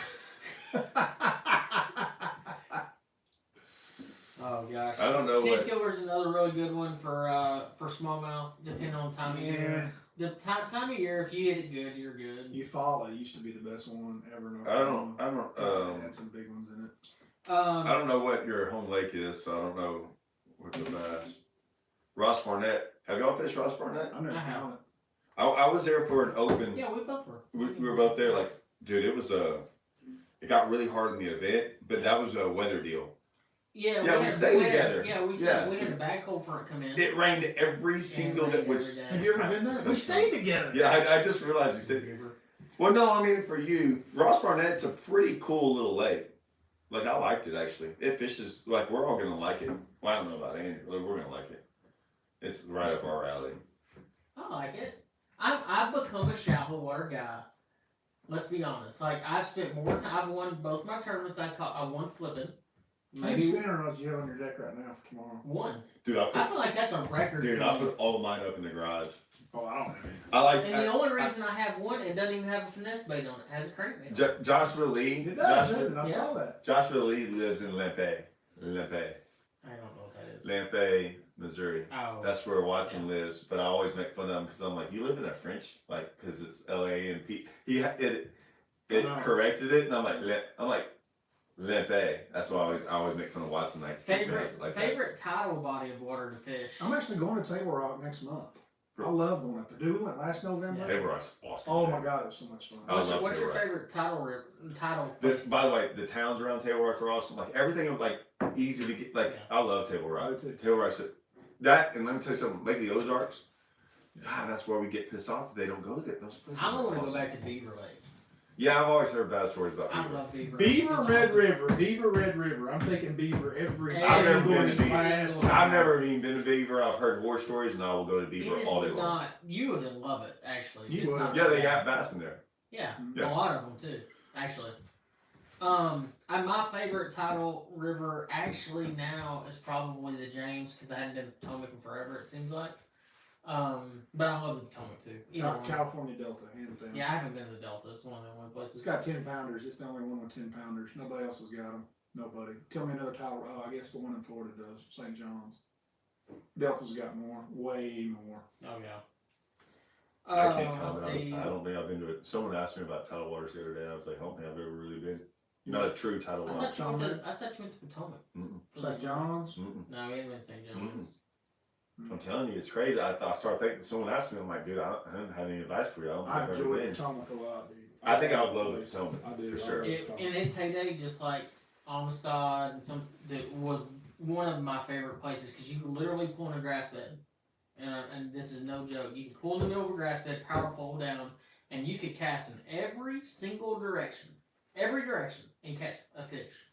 So and it's another cool place too, because like you're fishing in the nation's capital. Like you go up there, dude. It's pretty awesome. Someone asked on here like, what's a body of water you'd want to fish? So like, I'm just gonna pick three real quick, and they're not even that. One is good. Like I would like to go to Clear Lake, like or the California Delta, like some of that frog flipping, like some of that stuff. I'm kind of curious about Lake Mead because I hear it from you all the time. Yeah. Even though it probably won't even be good. The other ones are... You would get into the U.S. Open. Yeah, I wanted to fish the Potomac just because of what y'all said. And the other one, I've never fished up in Mississippi. And I understand that I probably will hate it because... No, you won't hate it, but... Well, I'm not a guy who likes to just go randomly throw at stuff until I randomly find them. Like that place was really bad this year. Yeah, that's what I'm saying. It wouldn't, but I'm interested about Tournaments have ruined that pool. Yeah, I've heard the pools above. It's not that I really want to go fish it. I'm just kind of a little interested in it. Mm-hmm. There's other fisheries that are way better, but when you have tournaments and you see people. The place was awesome at one time. When you see people, like I want to go fish St. John's. Like when you see historic places that tournament guys go to, that's one of the few ones. I want to go to Powell and Havasu because I've heard that Powell is like what we like about seeing Lake Mead. They say Powell's even prettier. Yeah, I've heard the exact same thing. I mean, that's where like Ben Matsuba grew up, and so he learned how to fish those lakes, Powell, Roosevelt, some of those, and then kind of took that success to Amistad. And the Western Trail is supposed to pull qualifiers from Bass Opens, BFLs, and other trails still up in there. So is it going to be like a? Is it going to be kind of like an NPFL, like just a big professional trail down there? Yeah, it sounds like it. Yeah. I mean, like I said before, I have all the support for the West Coast stuff. Like Holman and I have gone out to the U.S. Open. There's sticks out there, just like Roy Hawk. Yeah, but they're not gonna pick people. Like they're gonna pick whoever. Lucci. if it's a high money dollar, like I'm just telling y'all how it is. This isn't a knock on it, but if it's a high money dollar deal, like a high entry fee, they're not going to pick. They're going to take anybody who's willing to pay it. Yeah. Good or bad. I'm not saying they're not deserving. It is I'm saying. Unfortunate. I will say this, But I'm all for it. They need something out there. I've had a lot of comments, especially after we did our last Bass Angler Therapy, talked about the open schedule and like what we anticipated it being, and we were like almost exactly You're right. dead on it. Yeah. The only difference was Rayburn was still on the list and not Sabine. Yeah. Which is great. You think it was because we're... No, absolutely not. Because we're But the one thing that is overwhelming is the lack of love for the West Coast guys. Should there be a West Coast Open Series? 100%. 1,000%. Because, guys, there's no freaking difference in me driving to New York and fishing the St. Lawrence River as me driving out west and fishing Havasu, Meade, or any of those. It's still a long ways, and you're still going to get the draw. Because I'm telling you right now, the guys that fish all of them are going to still fish all of them. Yeah. And I've never understood why we have stopped going west. I get it. California is hard to deal with. There's a lot of taxes and stuff you have to deal with out there. But we don't even have to go to California and still have a lot of success. Dude, this is no joke. If you're out in California, this is no joke. So they paid us out there for Elite Series events, cashing checks. I made some $10,000 checks out there. And the state of California, to this day, I believe, is still after my account for me to pay taxes in California. Well, I pay taxes because I live in Oklahoma. It doesn't matter that I made it there. I mean, this is a federal law. But California still to this day is still trying to get money out of me for that $10,000 that I made. Yeah, heck yeah. Like they're Screw serious. you, Cali. They don't have enough people paying taxes, I don't think. That's because they live on the streets. I don't know. I paid those taxes to Oklahoma. They took my money when I made at Toledo Bend when the open came there. They took my money right out of my check. They took my. That's what they did in California. They took my taxes. They took the taxes right out of that check, which has never happened ever anywhere else. But Louisiana did it. And remember, it was that open we went. Yep, I remember that. I came in third, and it was a lot of money. Yeah. There was a lot of money they took out, and I was like, God dang, I did not make this much money. It was like $1,000. So let's see, what was it? What are your opinions on the payouts of the Bass Opens? They're horrible. They're terrible. They're the worst payout on the planet. They're the worst payout that has ever existed in tournament fishing. And anyone that has ever run the math on it can see it. It's bad. It's real bad. And I had a question quite a few times. Todd is not going to make the elites this year. He's only fished. This will be his second Bass Open.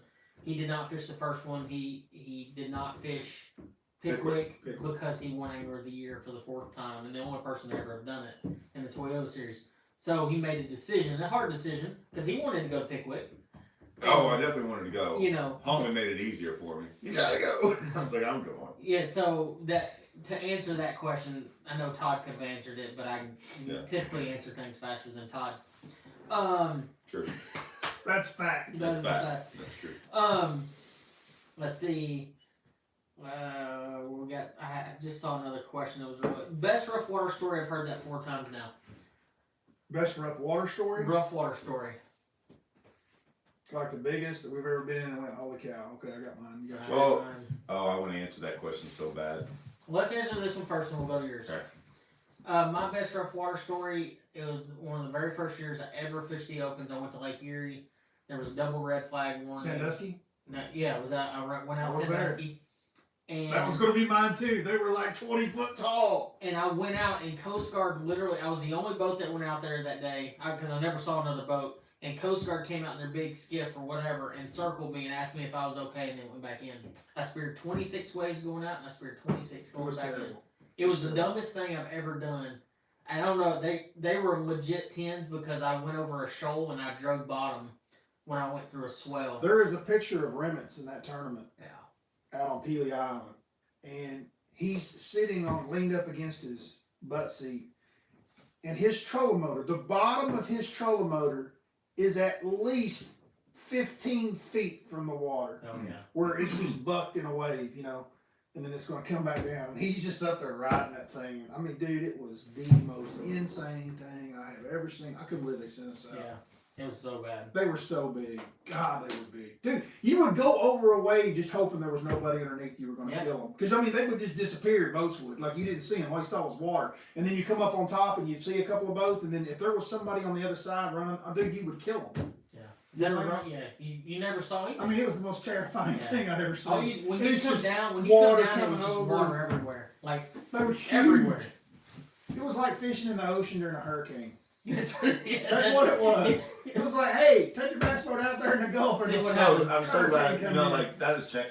They wouldn't see you out. But Chris was young, man. That was like when Chris but all tournaments, started. they've all figured it out. Like, and we as bass boat owners are thankful for that.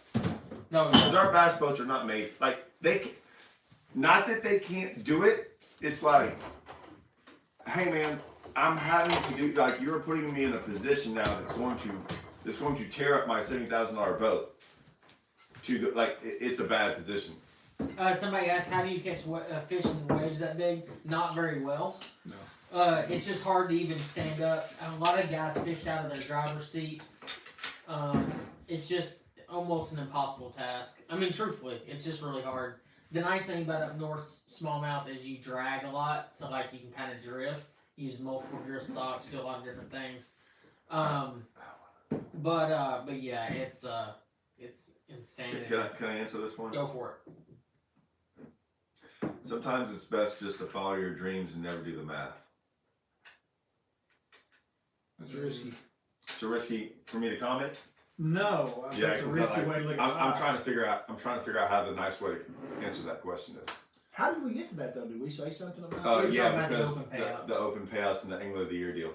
One, I'm trying to answer it. I wouldn't say nicely.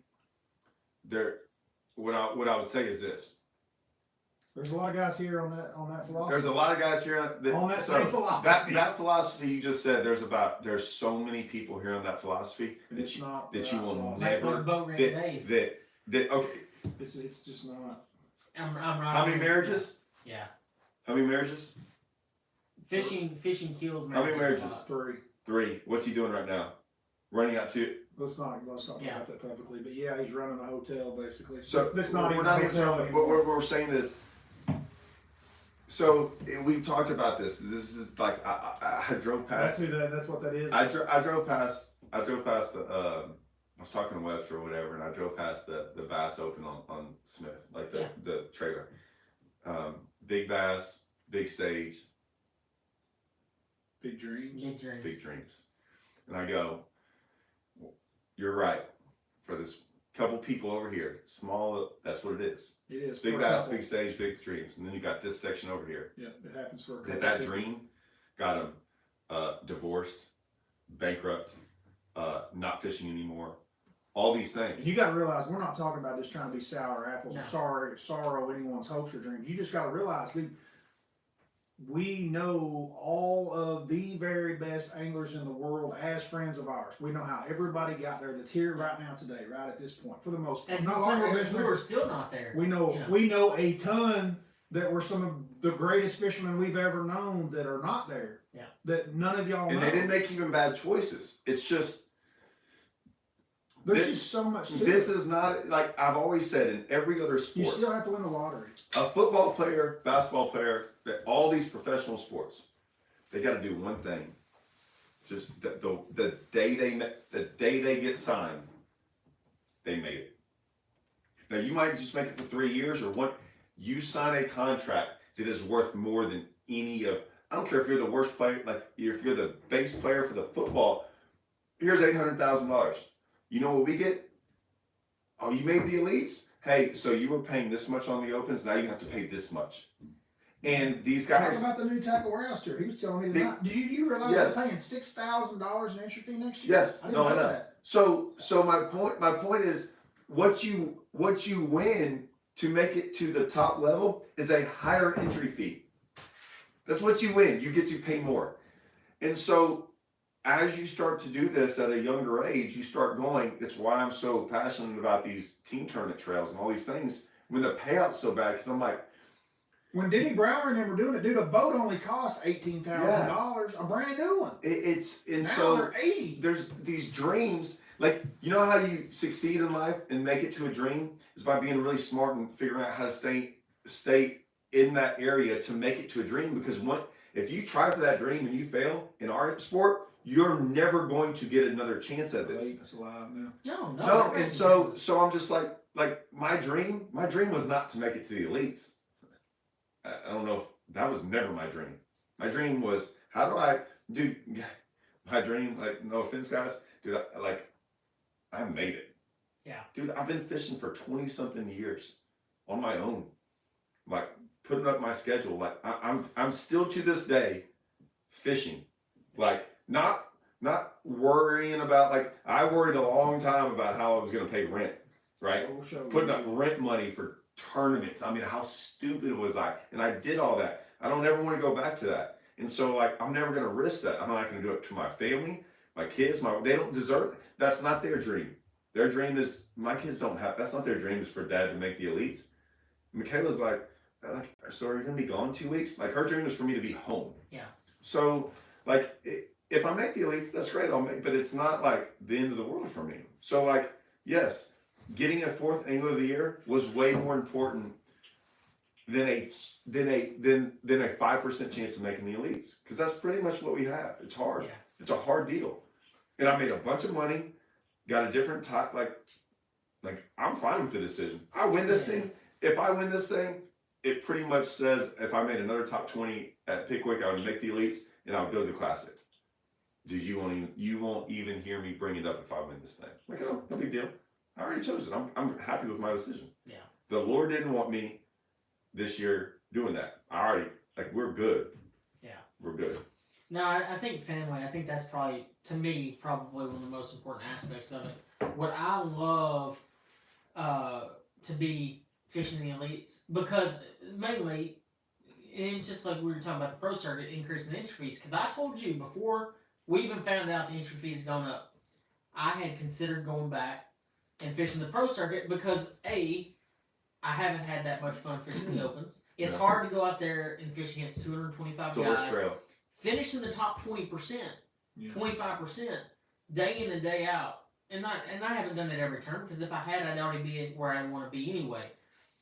But the thing is it is such a grinding, grueling competition. And like, I was on the road for a month and a half straight, going between opens, spending an ass load of money and not having fun. I'm basically, and at least on the elites, I feel like I had more fun. Let me ask you something real quick. Y'all two. Not me, y'all two. How many guys do you know for the past 2 years that have fished all the opens?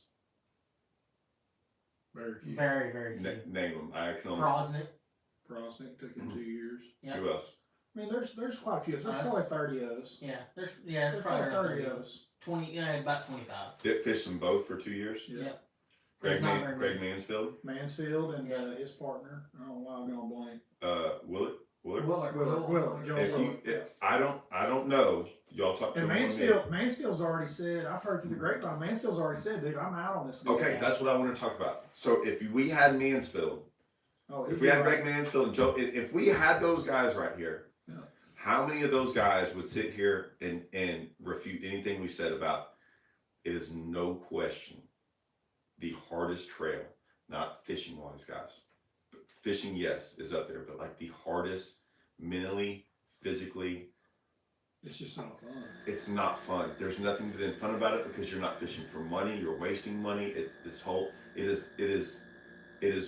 I did it for 1 year. It's not that I couldn't. I'm mentally tough. I could do it another year, but I had options. And my option was pretty good. I remember when you went home and you're like home, and I just remember so many nights when you and I are like, we'd be in the same room together, there'd be 2 beds in there, and we'd, laying there, and like, it's different, isn't it? Yeah, it's not, like, I'm enjoying my 2 opens now because there's 0. Right, and that's what most guys do. And if you're just fishing 3 opens in, 1 division, like, I can see what, no big deal. It's not hard at all. Like the tour, I fished the tour for 2 years, and there were times where it wasn't fun. And you also got to realize, because you were learning 9 events as opposed to being 6 or 7 like a tour event is, and it's a dude. When you drove home from a tour event, okay, back when the tour was the tour. Yeah. It's not the tour anymore. But when it was the tour, when it was just us, and you were like in 85th place after day one, and you freaking just wreck them, and you finish 43rd, and everyone's like 43rd, and you're driving home like $10,000. dude, and you smashed them on day two. Like, man, I was one more day. Yeah, one more day. But you drive home going, okay. You feel accomplished. You do. Yeah. You drive home with a 27th place finish here. No, it's the same thing. So, but you finish 43rd here, 43rd, same place. You get no money. You beat another 100 guys. Another 100 guys. You didn't beat the tour, and there's no money. Here, I drive home with a $3,300 check. Going, damn, I did pretty good. Didn't really make any money. I'm proud of myself, but I didn't. And I beat at Smith. I beat 196 guys or whatever it was. Beat 196 guys, made $3,300, probably lost money, felt pretty good, and go. And then my daughter was like, "Oh man, you missed a great soccer game." I'm like, yeah, I did, but hey, I wasted some money and did really good in this event. And she's all happy. I don't tell her that, but like but that's almost the best you can have. It's like, and then if you finish 43rd, you're like, what am I doing? But to go 43rd of the tour is $10,000. Yeah, you drive home and you're happy. You're like, I got points, I got all this stuff. Yeah. It's not great points, but like I didn't hurt myself. You're gonna make the championship, a free champ. Yeah. Like you come in, what are you gonna make if you come in the top 40 here? Hey, you get a priority entry for next year to do it all over again. Yeah. Hey, thanks. Like at least the like they said whatever they want to, the Toyotas. Yeah, hey man, I'm about to go fish a free championship. Yeah, for $225,000. Yeah, I'm about to I might win this event and could go to the classic. Maybe, but I made the championship for the Toyotas event every single year I've ever fished them for 14 years. I'm about to go do it again. And I'm free. I'm just gonna go out there and wing it. It's not that bad of a deal. Well, and see, that's, so the open money is horrible because of that. At least the Toyotas are better money, and you get to go fish for a championship. Well, see, but to go. And I won money for Angler of the Year. To go back to the tour, I considered it, and I saw Castle Down on the Water on day one of Smith, and who was sitting with you? Webster. And we find out that the entry fees have gone to 6, and the payout has. Is it 6 or 58? No, it's basically 6. 6, okay. So it's gone up every year since we left, and the fact is that when you start crunching numbers, when I started with FLW, I was paying a $4,000 entry fee. We had 6 tournaments. Do you remember when it went to 5,000? I'm like, hey, congratulations! We are now paid more for an entry fee than anyone in the history of bass fishing. Yep. Here, I got a question here we got to get to. And I think we're in the mood to answer this question tonight. Oh gosh, we are in a mood. Will we ever see a Bass Elite versus a BPT event?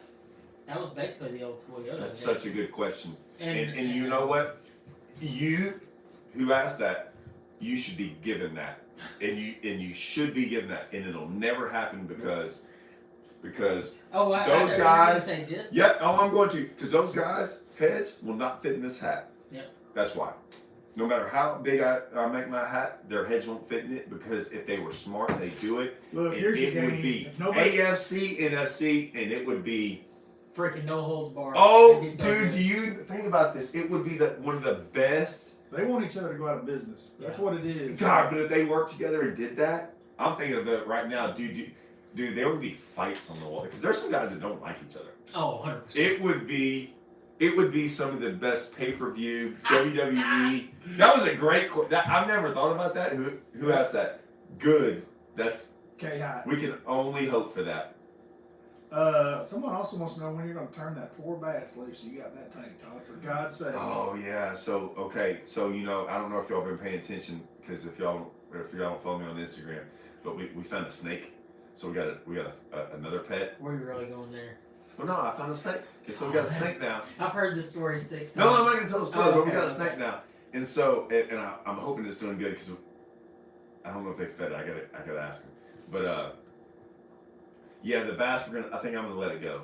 I think it's getting too big. It's getting too big. Hey, I've caught a few bass here that I think you could. Yeah, replace it like with. no, Like this big. he's getting big and he's getting. I have a water quality issue when I left. Like the kids did something, and I've been trying to get it back. And he's doing all right. He just, yeah, I'm gonna let him go. We're gonna start. Yeah, we're gonna let him go. Yeah. But I need to go back to the lake or no, that pond. I can get access to it. Yeah, I'll go back and let him go. So one other question, I've had it like 6 times on here. I've continued to avoid it. My big announcement. Oh yeah, I don't even know this. Yeah. Another kid? Heck no. I don't know. That's No. what happens at derbies. Yeah. No, that does not. That happens to you at derbies, unexpectedly. Yeah. My big deal is that I will be the co-host of Let's Fish TV. Oh really? Yeah, co-host. Oh, you didn't know either? Official co-host. Official co-host. Did you know? So, Congratulations. I'll be Yeah. shooting half episodes. You can find us on Valley Sports. We're working out some contract stuff on the. You're a co-host? Like true co-host. Who's the co-host? Barry Stokes. Barry Stokes? Yeah, and he's been doing it for like 30 years. I mean, a real long time. But I'm officially a co-host of the show, and it's gonna be a good deal. I mean, we're gonna be filming all through the South, and I already shoot a lot of shows. I shot 11 with him this year. So I was basically like a co-host this year. I think I shoot 15 next year. Wow. So if anybody's wondering as to why I have been MIA on YouTube, I literally, before I went on my 1.5-month road trip, I shot 4 TV shows in a matter of about 3 weeks. And so when I'm not on the road fishing tournaments, I'm going to be shooting TV shows. And it's been a difference, different than what I'm used to. It's definitely adding a different element to my game, and I'm really excited because like when you look at like what Todd and Holman and I have done on YouTube and kind of the growth that we've taken about self-promotion and stuff, I kind of took it to a different level for myself because I felt like I had a great teacher. I'm not gonna say they had a great teacher. They were kind of in it at the same time, but you look at Scott Martin and the success Scott's had. Scott is fantastic on TV. He has his hand in a lot of different fires, and it's made him successful across the whole platform. I knew if I ever wanted to hit that level as a stride, especially with the watered down market at YouTube and things like that, TV was the next step, and it's definitely one of those things that I've always been passionate about. Do I want to be the next Bill Dance? No, I want to be Andrew Upshaw, and I want y'all to follow me because of what I bring to the table as far as that goes. I So think that's cool, dude. it's gonna be good. Yeah. I'm excited about it. It's gonna be a good That's awesome. time. So Big time deal. I got. and I would be I would do That's a the old. Warzone That's deal. the old honey hole, isn't it? Yeah. Oh no, it's a different. It's Fox Different? Sports Outdoors is actually originally what it was. Okay. And then we changed it to Let's Fish TV. But yeah. But yes, I've had a lot of questions about Warzone on here. I do still play Warzone all the time. He does. He had it last And Thursday. it just kind of relaxes me. Right now, my internet's terrible in Hemphill, but I'm getting Starlink whenever. He is in Hemphill. Yeah, it's bad internet, man. But yeah, I'll leave it at that. But yeah, I'm excited about it.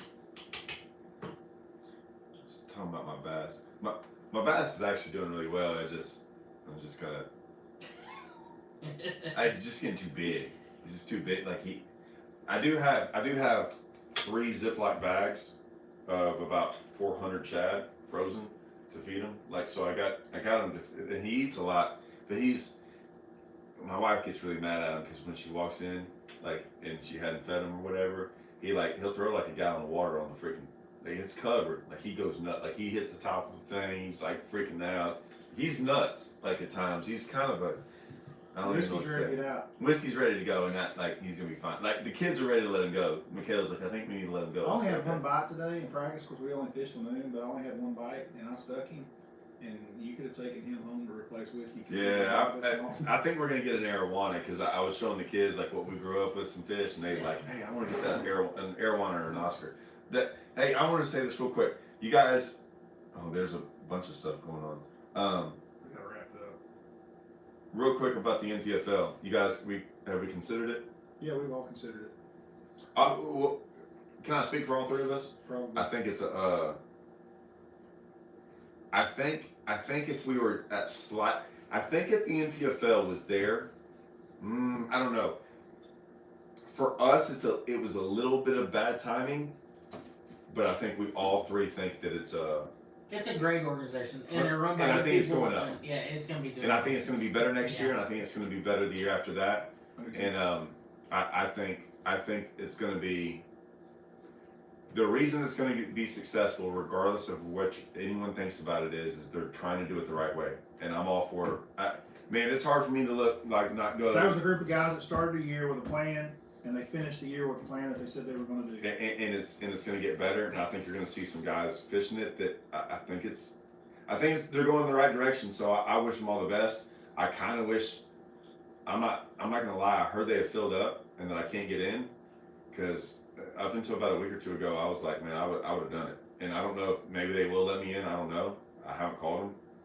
If y'all are watching or whatever, but yeah, I mean, I'm still interested in it. I would probably do it next year if they would let me in. Yeah, I'm not gonna say I'm the same way, because I've added such a big element to my plate. But you know, I do absolutely love what they're doing. I think it's run by a great group of people. I had a question about if I was building it. We just finalized plans on our house once we live in. So we're getting ready to Co-host, build a house. Dude, I have, man. You're going to be snowed under. I am snowed under already. The other guy, I got a text message from a very, very good friend of mine, Juan Ruiz, and he said that our wallpaper is killing the vibe in here on basically the show. It is. No, it's not singer therapy, and no one's talked about that thing. Yeah, can they see it? It's kind of in my head. It's kind of in the way. Oh my gosh! I just noticed that. I'm like, yeah, heck yeah, man! Like, hey, this is newly bought. This is James. Y'all didn't This have is worldwide James Watson. Listen, wallpaper. when I showed up, there was no dishwasher. You got a dishwasher in there now. There was a couple other things, like there was no flooring in the you redid the bathroom. Like, y'all did a lot in a short amount of time. So yeah. I made some chairs. And I thought about painting, so I guess we need to paint this winter. Yeah, it's not bad. I don't know. I think it adds character. No doubt. No doubt. Oh, and I did get a message from Panger. He is sitting in the barn watching our bass singer therapy. Why are you ghosting me for the last 2 weeks? Oh, here we go. Let's go. Yeah, I'm not even gonna get into it here in public. Yeah, I don't know. He just said, don't call me. Don't text me. Don't nothing. Drive away when you see me. Don't answer your phone when I call you. So here is a very good one. I know we're getting ready to wrap it up here soon. Not right this second, but here soon. What is the winning weight for Grand? You already did it. No, we did cut weight. We did. Whatever 27 pounds is. So I mean. What 27? What are you? You said it was 27. That's 10. What wins? What wins Grand this week? The place that we're literally starting in the morning. 45. What do you think? 47. I was thinking like 49 to 50. It could be. I was on the 50s earlier this week. week. What did Warren win last year? He won 45. 45 to 46, around that range. It won't be that high. The water's not clear enough. Well, there you go then. It won't be that high. So you went too high. What did I say? 46, 47? You said 47. I said 45. Fish are bigger though than they were 2 That's what I'm taking into account. Fish are bigger. Yeah. For you. No, for the whole lake they're bigger. For you. Let's see. Someone said that place needs paint. Hey man, you're welcome to come paint anytime you want to. Free of charge. We'll let you hang out and paint, like, man, and we'll promote how good a job you did. Alabama River Bass are loving the Hybrid Hunter. What are your TO numbers? I don't know what that is. Is that like am I missing something? What's TO? I don't know. Like Terrell Owens? No, this is probably really simple, and we're just missing like, your T. Whose crib is this? Turnout numbers. Turnout. I don't know. Whose crib is this? This is Bradley Holman's and Worldwide. Yep. James Watson, but they purchased this. You're gonna have a video coming out. Yeah, I got a video. Probably one of the next videos that I pump out. Will be, so the house along with the shop and parking garages and all that. And for everybody that has stayed with us, I will show you exactly. Take off. This is. Take off numbers. Yeah, take off numbers. Here's Oh, a picture of what went down yesterday. I showed it earlier, but I just want everybody to see just what I had to film, and I felt very uncomfortable. How come everyone else got the TO numbers except us? Everyone's saying takeoff, like they all got it. You were right. It's real simple. Yeah. What I was thinking. We were talking about the house, and then but that's us reading. 110, 108, 108, 30, 31. 31. home field advantage, home cooking, and Yeah. there's a lot of different names for that. You know. He ain't home cooked yet. No. I'm proud of you. No. Hey, we got freaking where is O? He's gone to bed. Yeah. What? We got a co-angler staying with us. He's You Hey, laying in bed. why don't you know get in? Why are. don't you come in here? Come in here and introduce Come yourself. in, yeah. Big Oh yeah, we get got the a picture there. Please put a hat on. Come over. He cooked Come dinner. on in He here. cooked dinner for us tonight. We just don't know how. It's been sitting over there. We're about to eat on it. Come on in here. Tell him your name. You got it. Clay Osteen. I'm a co-angler. Hang Clay out. Osteen. Osteen. Hey, if y'all remember when we stayed at the wrong house, Clay was the first one there. His fault, no doubt. No, it wasn't.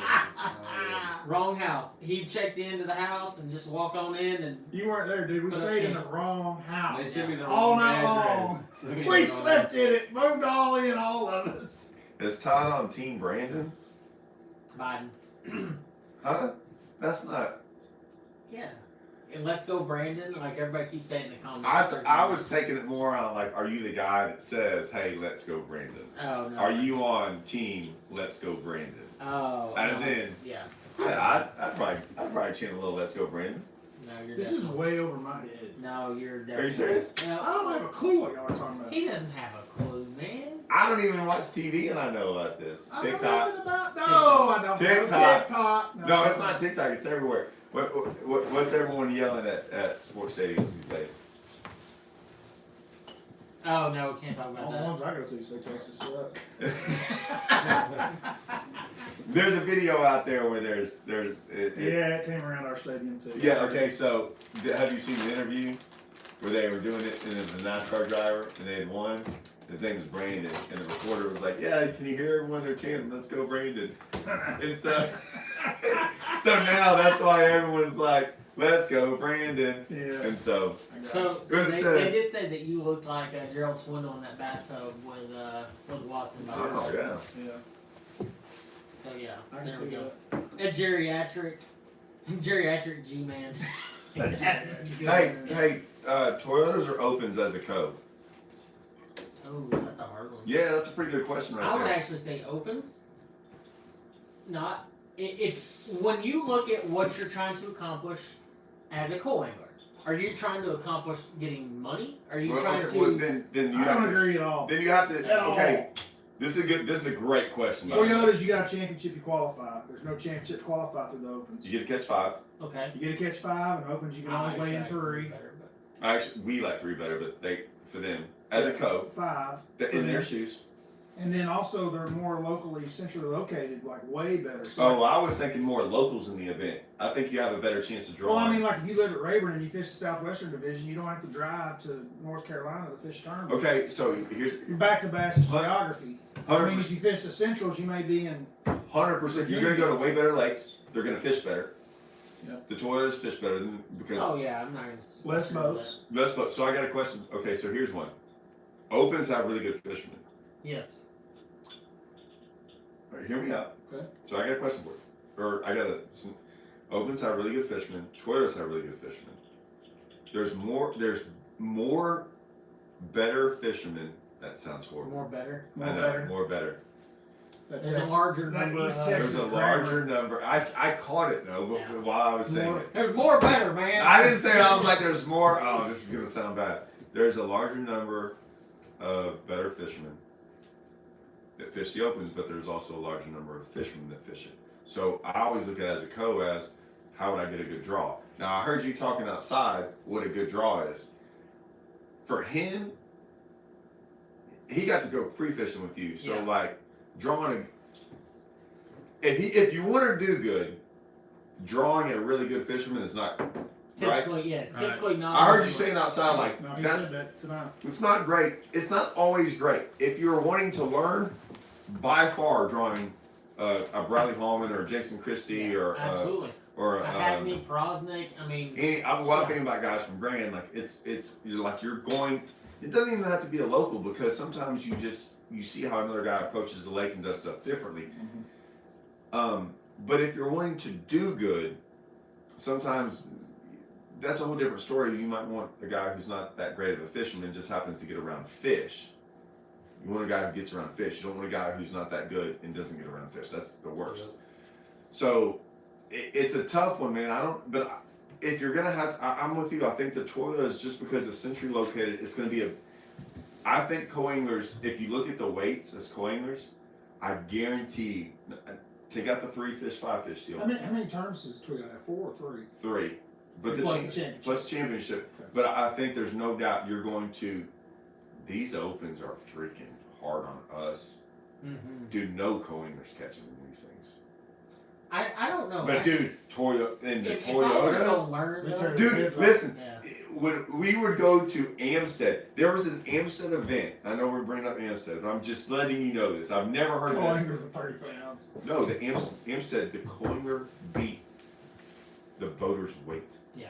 To win it. Yeah, I remember that. And I'm not so sure Randy Hicks, when he fished with me on Rayburn, and he caught 26 pounds behind me, I'm not so sure his weight didn't almost beat.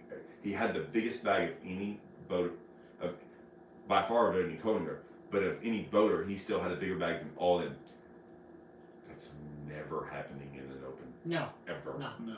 Ever. I'm going to on record say, but in Toyotas, I'm telling you, because of the lakes they go to at the time they go to. I still believe it all depends on what you're trying to accomplish. No questions asked. It could happen, man. Yeah, I mean, because if you're trying to go fish the opens as a pro, and you go in as a co-angler, you're going to get to see the real life what it's about. More than likely, you're going to draw Bradley Hallman that is stressed out fishing 6 tournaments. But we're fishing the Toyotas. That's what we fished Toyotas for years too. In the same though. Dude, you're gonna get a better version of us in the Toyotas. Yeah. That's the whole point. That is exactly what I'm talking about. In the Toyotas, you're gonna get a better version of us. That's exactly what I'm talking about. So you're agreeing with us? No, I'm saying I would rather find an angler and see how he fishes in a bad time than how he fishes when the lake is going off and everybody and their brother's catching them. Because how does Bradley Hallman go whenever he's 0 at 1 o'clock? What does Bradley Hallman do to figure out how to catch one Just more keep fish? flipping that jig, son. Keep flipping that jig. Yeah, but that the mentality is it's just different. Just 2 more knocks. It's a okay. completely different. So that's like so. Here's my point. I've always said that I've learned a lot from not catching fish. Like I learned a lot from not catching fish. Only because I freaking figured out how to wing on them and winging on them. I'm not saying you can't fish both. I just think there's a different level of what you're trying to now that I thought about it, Toyotas, no doubt. No doubt. I think so too. No doubt. I think you're wrong. I think it's way more enjoyable. It's more enjoyable. Hands down more enjoyable. But from a learning side, like... No, I don't know, like, even on the learning side, what do you learn, though, if, like, you take a guy out, let's just say to Falcon, dude, and you go crush 30 pounds flipping, what did you learn? Dude, those guys might not have ever caught 30 pounds flipping. They're sitting there going, oh my God. What did you learn? You learned how to catch 30 pounds. How could you go do that anywhere else in the country, ever? It doesn't matter. If a guy lives on Grand Lake, okay, and he goes out there and watches Bradley Hallman. Sorry, Hallman. Quit using my name. Yeah. he sees a local go out there and catch 13 pounds. And he's like, I catch 13 pounds. But I've never caught 23. And then he goes out when it's freaking on fire, and when we're on here and we catch 23 pounds, he's like, damn. I ain't never seen that before. Yeah. Even if he's never seen 13 pounds, like, if he can distinguish the difference between how that guy caught 13 pounds and that 13 pounds is huge. But I'm just telling you, man, you're like, yeah, but I could have gone. He's never caught 23 in his life, and he just watched Hallman go catch 23. He's like, you just taught me something that I've been trying to figure out for 20 years. Which I know you don't like, but you got a great chance of seeing a guy freaking smash him in my opinion, most guys are wanting. It's like anywhere else. 23 tomorrow is the goal weight. No one's sitting there going, man, that was an awesome Yeah, 5-pounder. But I've been fishing my whole life to catch a 10, right? I mean, no one's trying to. They want that 10-pounder, right? They want to catch that giant bag. It's why giant bags in big tournaments with, like when any of these lakes we just talked about, we just picked awesome lakes that freaking like put them out. home run them, like rock star them, right? Yeah, when freak you shows. freak shows, when you freak show lakes, that's what people want. No, I agree. They don't want that's an awesome 13 pounds at Smith Lake. I agree. We want the freak show. So we had a couple of comments. One, and we kind of addressed it, but just to kind of re-answer just for a second. Apart from the Toyotas, will any of y'all be fishing anything MLF or sticking to bass? I mean, basically, Todd's gonna be fishing some team stuff. He fishes literally everything. Toyotas. None of us, as of at the moment, will be fishing any pro circuit. National Professional League. I think if Todd could get in tomorrow, he probably would. I don't think it's in the cards for me just because I have so much going on. I can't speak for Bowman. I need to call him. Probably.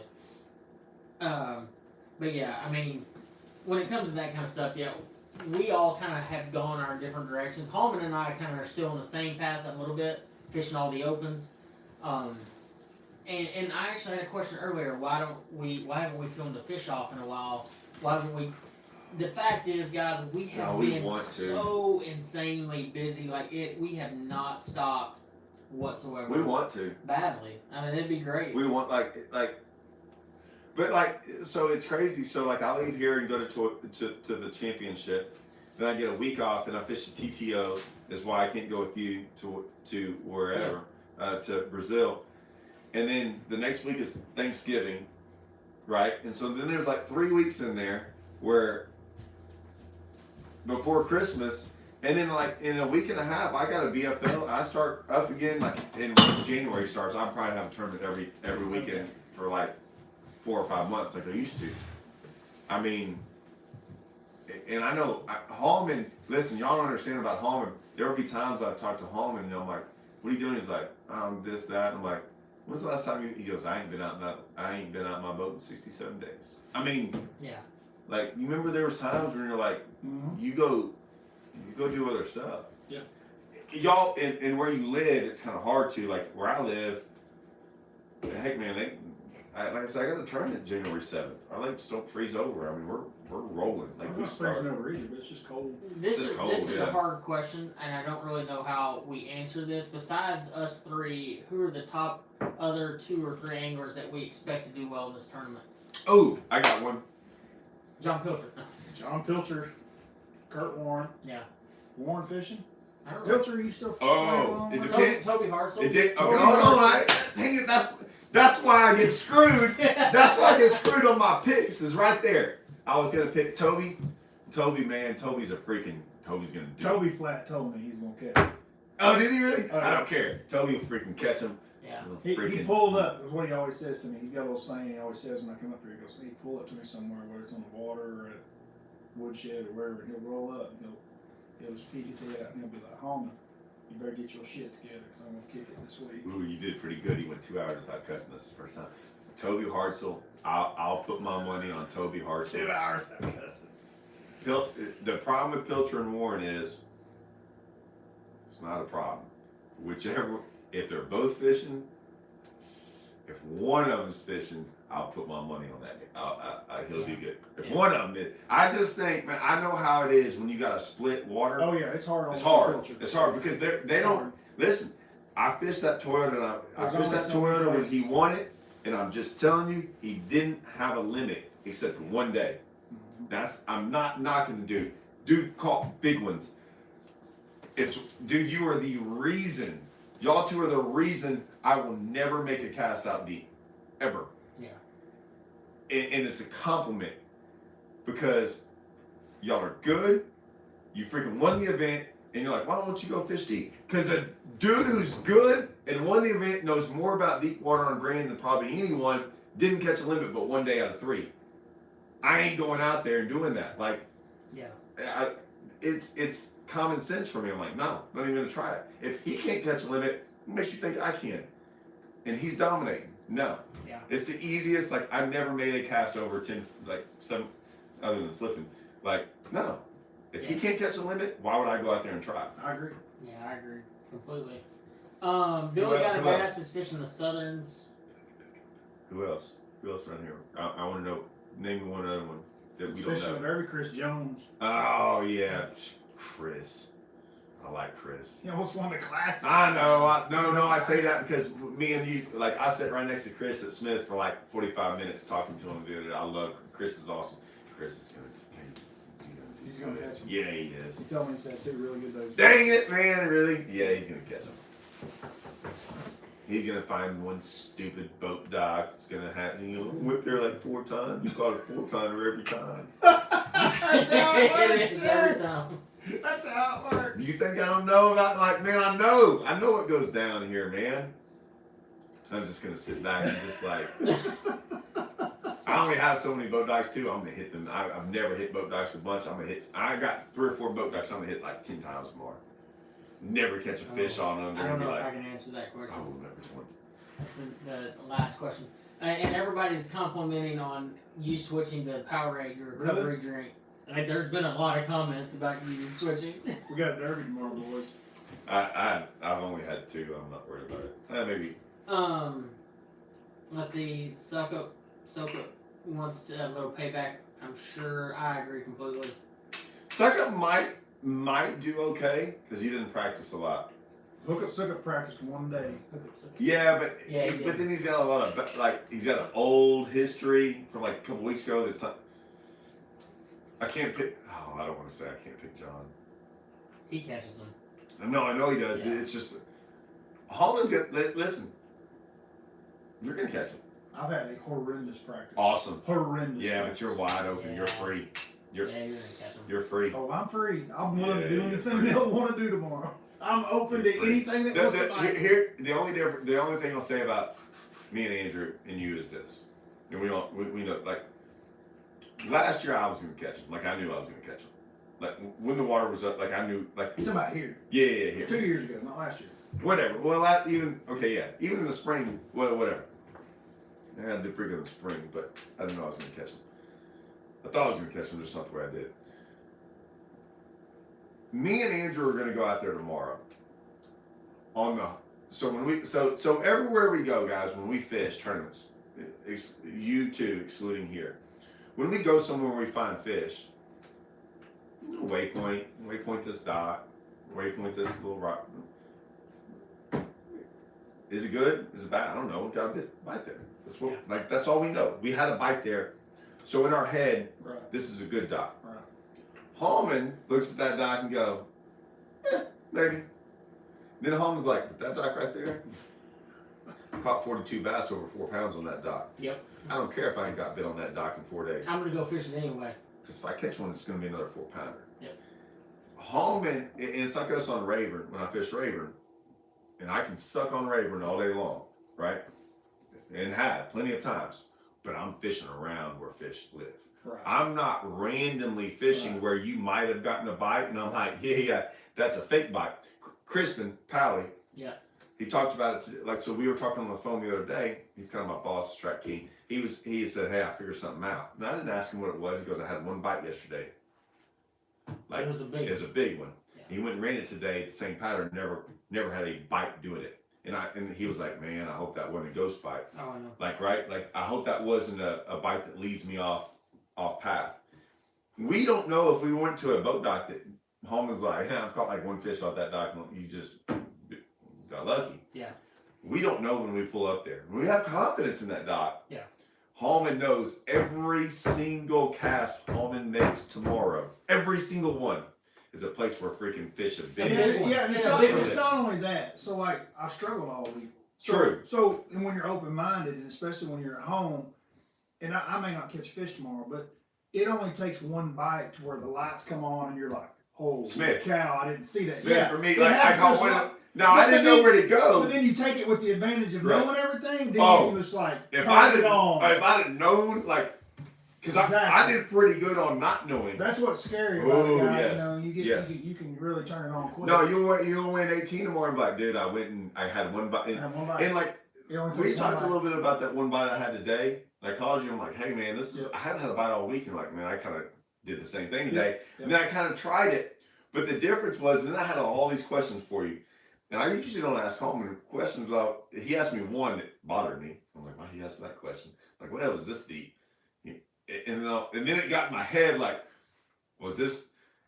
I'm like, well, was this section that, and like, so everything that we were talking about, like looking at the scenery around me, was like looking at, like how does it lay, how all that stuff, and I was like, dang man, Holman knows way more about this than I do, and I'm trying to figure it out in like 2 hours because we gotta be off the water at 12, and I was like, man, okay, but you know me, I had a bite or two more. Yeah. I'm not saying they were big ones. I don't think they were. But, dude, in this tournament, you're going to do some of it. Everything I just did in practice is gone, and I go do that all for the rest of the day. Yeah. I can go do that. You just go do it where it's good. Yeah. And I'm like, maybe this is good. I have confidence, but I have no idea if I'm in the right area. You're doing it like you're rolling to places that are freaking legit. And I'm like, maybe this is good, maybe this isn't. Yeah. So many great comments. You know, we want to address all these comments. I promise we really want to. But from what... Wow. I mean, it's been really good. Yeah, like, we can't, like, y'all can't get us in trouble everywhere we go. I mean, y'all had me going off about bass and everything else last time. Y'all got to cut us some slack, man. We've done a very good PG show. Yeah. No cancel. I mean, I might still get canceled from my just throw a Cinco. From my other deal. No, but you know, actually I was talking to Hallman about it earlier too, and I think it's a very interesting point when you talk about, you figure one thing out, and Hallman knows like where to go to do well. You know, like for instance, if it gets cloudy, to pick up a moving bait and exactly what type of cover, and he knows where he can go catch 25 pounds. From history. Yeah, I mean, I don't know about that. But last year we were here for the, not last year, couple years ago, we were here for the last time we were here for a tour event. And Todd and I both caught them pretty good the first day, and we were losing the water out of what we were fishing, and it just got bad, didn't it? I mean, the water just kept falling, and the fish came off the bank. Dude, we both, and I told him that night, I was like, dude, tomorrow we will have to do something different. Yeah. And sure enough, we ran into each other, and it was like 10 o'clock in the morning, didn't have anything. And luckily for me, here comes this giant thunderstorm. And I'm like, I know where I'm going. I'm going to get there before the storm comes because they're going to bite, dude, and they bit. That's crazy. See, here's a bad part. Like, when I saw, like, I had 20-something pounds. I think I was in second after day one. And even like last year, like when I had 2 years ago, 18 and a half, I stop at like 10:30 or 11. Like, I'm done. Because I'm like, I know it's going to be tough tomorrow. There's a small chance, just one of these fish on the lay off, it's going to hang around, and that water just drops, and it's done. And I got screwed. I've got screwed 3 different times here because of that. Because I lay off of them. It's not because I lay off them, but just like they don't, like you said, we know they're not going to be there. And I didn't know where to go, and I tried to hammer it out. And then on day 3, like I'm like, you know what? I'm going to day 3 because I have nothing to lose now. Because it's like, I'll just go try somewhere else. And I didn't catch them big, but I just wrecked on them. And all I only had 3 on day 2. If I catch one more fish, I think you finished 12th in that event? Which one are we talking about? The tour? Yeah. I finished 13th. Me and you finished. Right. But I only had 3 fish on day 2. Like, I catch a 2-pounder, I'm in. Yeah, we all sucked on day 3. No, day 3, I caught them. I caught like 10 keepers that day. I'm like, God dang, I could have just. On day 2. They weren't big, but I caught them like, if I'd have just caught one of these, any of these on day 2, if I'd have just made the move quicker, but I tried to make it happen, I tried to make it happen last year. I do need to point this out, and it's not a knock on whoever you're referring to, but absolutely not. None of us bought any of a certain angler's lake breakdowns before this tournament. I just want everybody to know that we don't buy information, whether it be lake breakdowns from Randy Blockett or anywhere. because he did a lake and has done a ton of lake breakdowns for Grand Lake and sells them. I can promise you, none of us buy that. I have to clarify for anybody watching. That's a fact, though. I just want everybody to know that. Pregnant. I don't know. I don't study to do my fantasy myself. Last time we did fantasy, you thought we were the didn't same know where we were player. going until Yeah, the Saturday before. Dude, I call y'all up when we get to these lakes, and I'm like, hey, where's a boat ramp for this thing? What's the name of this creek? Yeah, oh, y'all start talking about creek names. I'm like, what? You think I'm Where gonna... we at? You were killing me the other day with Goat Island. I was like, where in the hell Goat Island? Whoa, so What the hell? I finally, yesterday I was driving by and I was like, damn it, that's Goat Island. Because you go, yeah, there's goats on it. There's no goats on that. Yeah, there is. Have you not seen Are you Cordiana? serious? Have you not seen Cordiana go he fed the goat? That was at Lake Cumberland. He fed the goats a Snickers bar or peanut butter. Oh, that's not there. It's called Goat Island. I saw The it on the goats map. were on Cumberland where he won the Oh, championship. yeah, you're right. Oh, yeah, that's true. Okay, well, I looked on there. There's goats on there. I'm like, I got. what the hell is he talking about? I didn't say there were goats on it. You Did I? did too. Oh, I might have, yeah. Well, it said Goat Island. I thought that was the one. Cordiana's from When the around water here. ges low, that sandbar comes out. If there was goats I saw on it, squirrels on it. they'd walk right No, I across. saw squirrels on it. I'm like, oh, them squirrels ain't freaking walking out here. Because I've seen it get low right there. They can't walk across. But I was like, yeah, it's called Goat Island. You're like, where? I'm like, that big island right over there. And you're There's like, goats on it. It's got it's got goats on it. What? Yeah, that makes a lot more sense now. You're right. It wasn't there. But you know what I was thinking as I was driving by? I was saying, all the years I've been coming up here, why didn't I bring a herd of goats up here? Yeah. Years ago, it just... Oh, that's, okay. Hey, okay. I got to tell this story. Okay, somebody actually said there are goats on there, and I feed them crackers all the time. On Goat Island? That's what Rick Hicks just said. Thank you, Rick. There's goats on I've there? never seen goats. I've never on seen Goat a Island. goat. Well, y'all just don't know. Well, sometimes I know more than y'all. There's No. a river ledge right there. I fish it. No, I've never seen a goat. Okay. So I got to tell the story real quick. So, I don't even know where to begin. So my bachelor party, and I'm a good boy to a degree. So we had a bachelor party down from Cold Spring, right? So we went down there, and like my buddy Brent and all them guys came down there. I got to bring up Brent because my good old buddy Eddie Ellis, so they just did good in the tournament. Anyways, so we all get down there. My boys from Cold Spring, a couple other guys get down there. We don't know what we're gonna do. We just all start hanging out. We all in Lake Livingston. We might have a little beer or two and go out to the lake. We're all doing this stuff, and we're trying to figure out what we're gonna do. Well, in the meantime, Eddie and them like to hunt freaking hogs. Okay. Mm-hmm. Eddie likes to run his mouth sometimes, but here's the thing: you don't run your mouth around Brent. Brent Broussard's been on one of these freaking vast anger therapies. Brent Broussard is a coon ass, and I can say that because he is freaking. He's my best man at the wedding. The dude's funny. He's like, me and Brent met you. And Nick, remember down there at Falcon? That's how we all met. Because Brent was yelling at the LSU game because he's an LSU guy. He's yelling at LSU. Next thing you know, like, that's how we all become, that's how we became friends, was that night. Well, anyways, so Eddie's like, yeah, I got these hogs and stuff.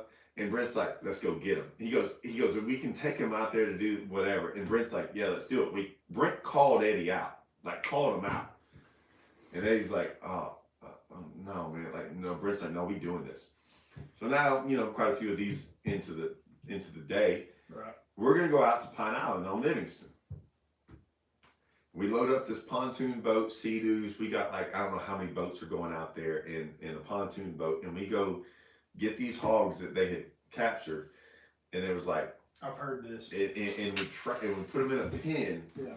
Drive with a pontoon boat. The pen is covered with tarps and everything. Through Cold Spring downtown and everything to the boat ramp with hogs all in there on the boat. Drive out to Pine Island, and it's freaking hundreds of boats out there.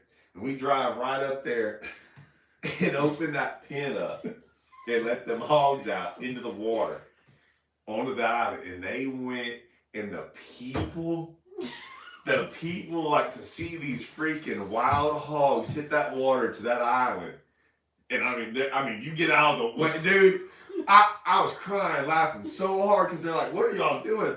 And what's funny is they used to go run hogs out there because they can't get away, and so they would train their dogs out there. People did.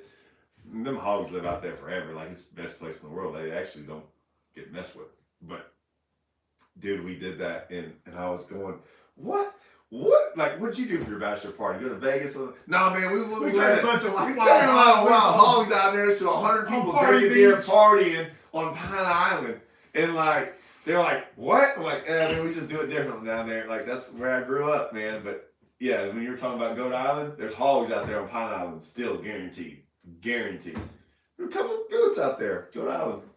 Kenneth actually said we just got to go find the worm hatch. You remember the worm? Oh, I remember the worm hatch real. Worm hatch is real. Right? That's not even a joking matter. That worm hatch. If you ain't been a part of the worm hatch, you're missing out. Clay, you know about the worm hatch? Oh yeah, it's crazy. All right, let's wrap this up. Upshaw's got phone calls, and we got to get off here. We've been on here all night. Say bye, Upshaw. See ya. See ya. All right. Let's done this all night. We got fishing derby tomorrow, boys. It's been a lot of fun. Really appreciate how many people been on here. I love live, man. It's great. Been a lot of fun doing it. Thanks for the questions and comments, man. Like they're fun to get. I just throw this out there real quick. Every time we go live, I don't know what it is with you and Andrew. 2 minutes before we're ever gonna go, like, hey, what are we gonna talk about? I'm like, guys, we just comments, Yeah, questions. that's good. We've had fun with it. See, like, we don't have to come up with anything. I opened up with Grand Lake. I'll just start talking. Yeah. Grand Lake, I'm like, I really don't care what Holman has to say about Grand Lake. Let's just read the comments. It's great. I love the comments, man. They're great. All right, guys. Peace out. Man. All right, man. Let's figure out how to turn this thing off. All right. Shut that sucker down. It's late. Y'all go to bed. Maybe I can show. Hold on. I'll go in here real quick. Show him that tub. I mean, that's where it goes. And the mirror's behind it. You know what I'm saying? Holman? Oh, I know. Perfect. It's perfect. I can't even turn it off because it's all taped on there.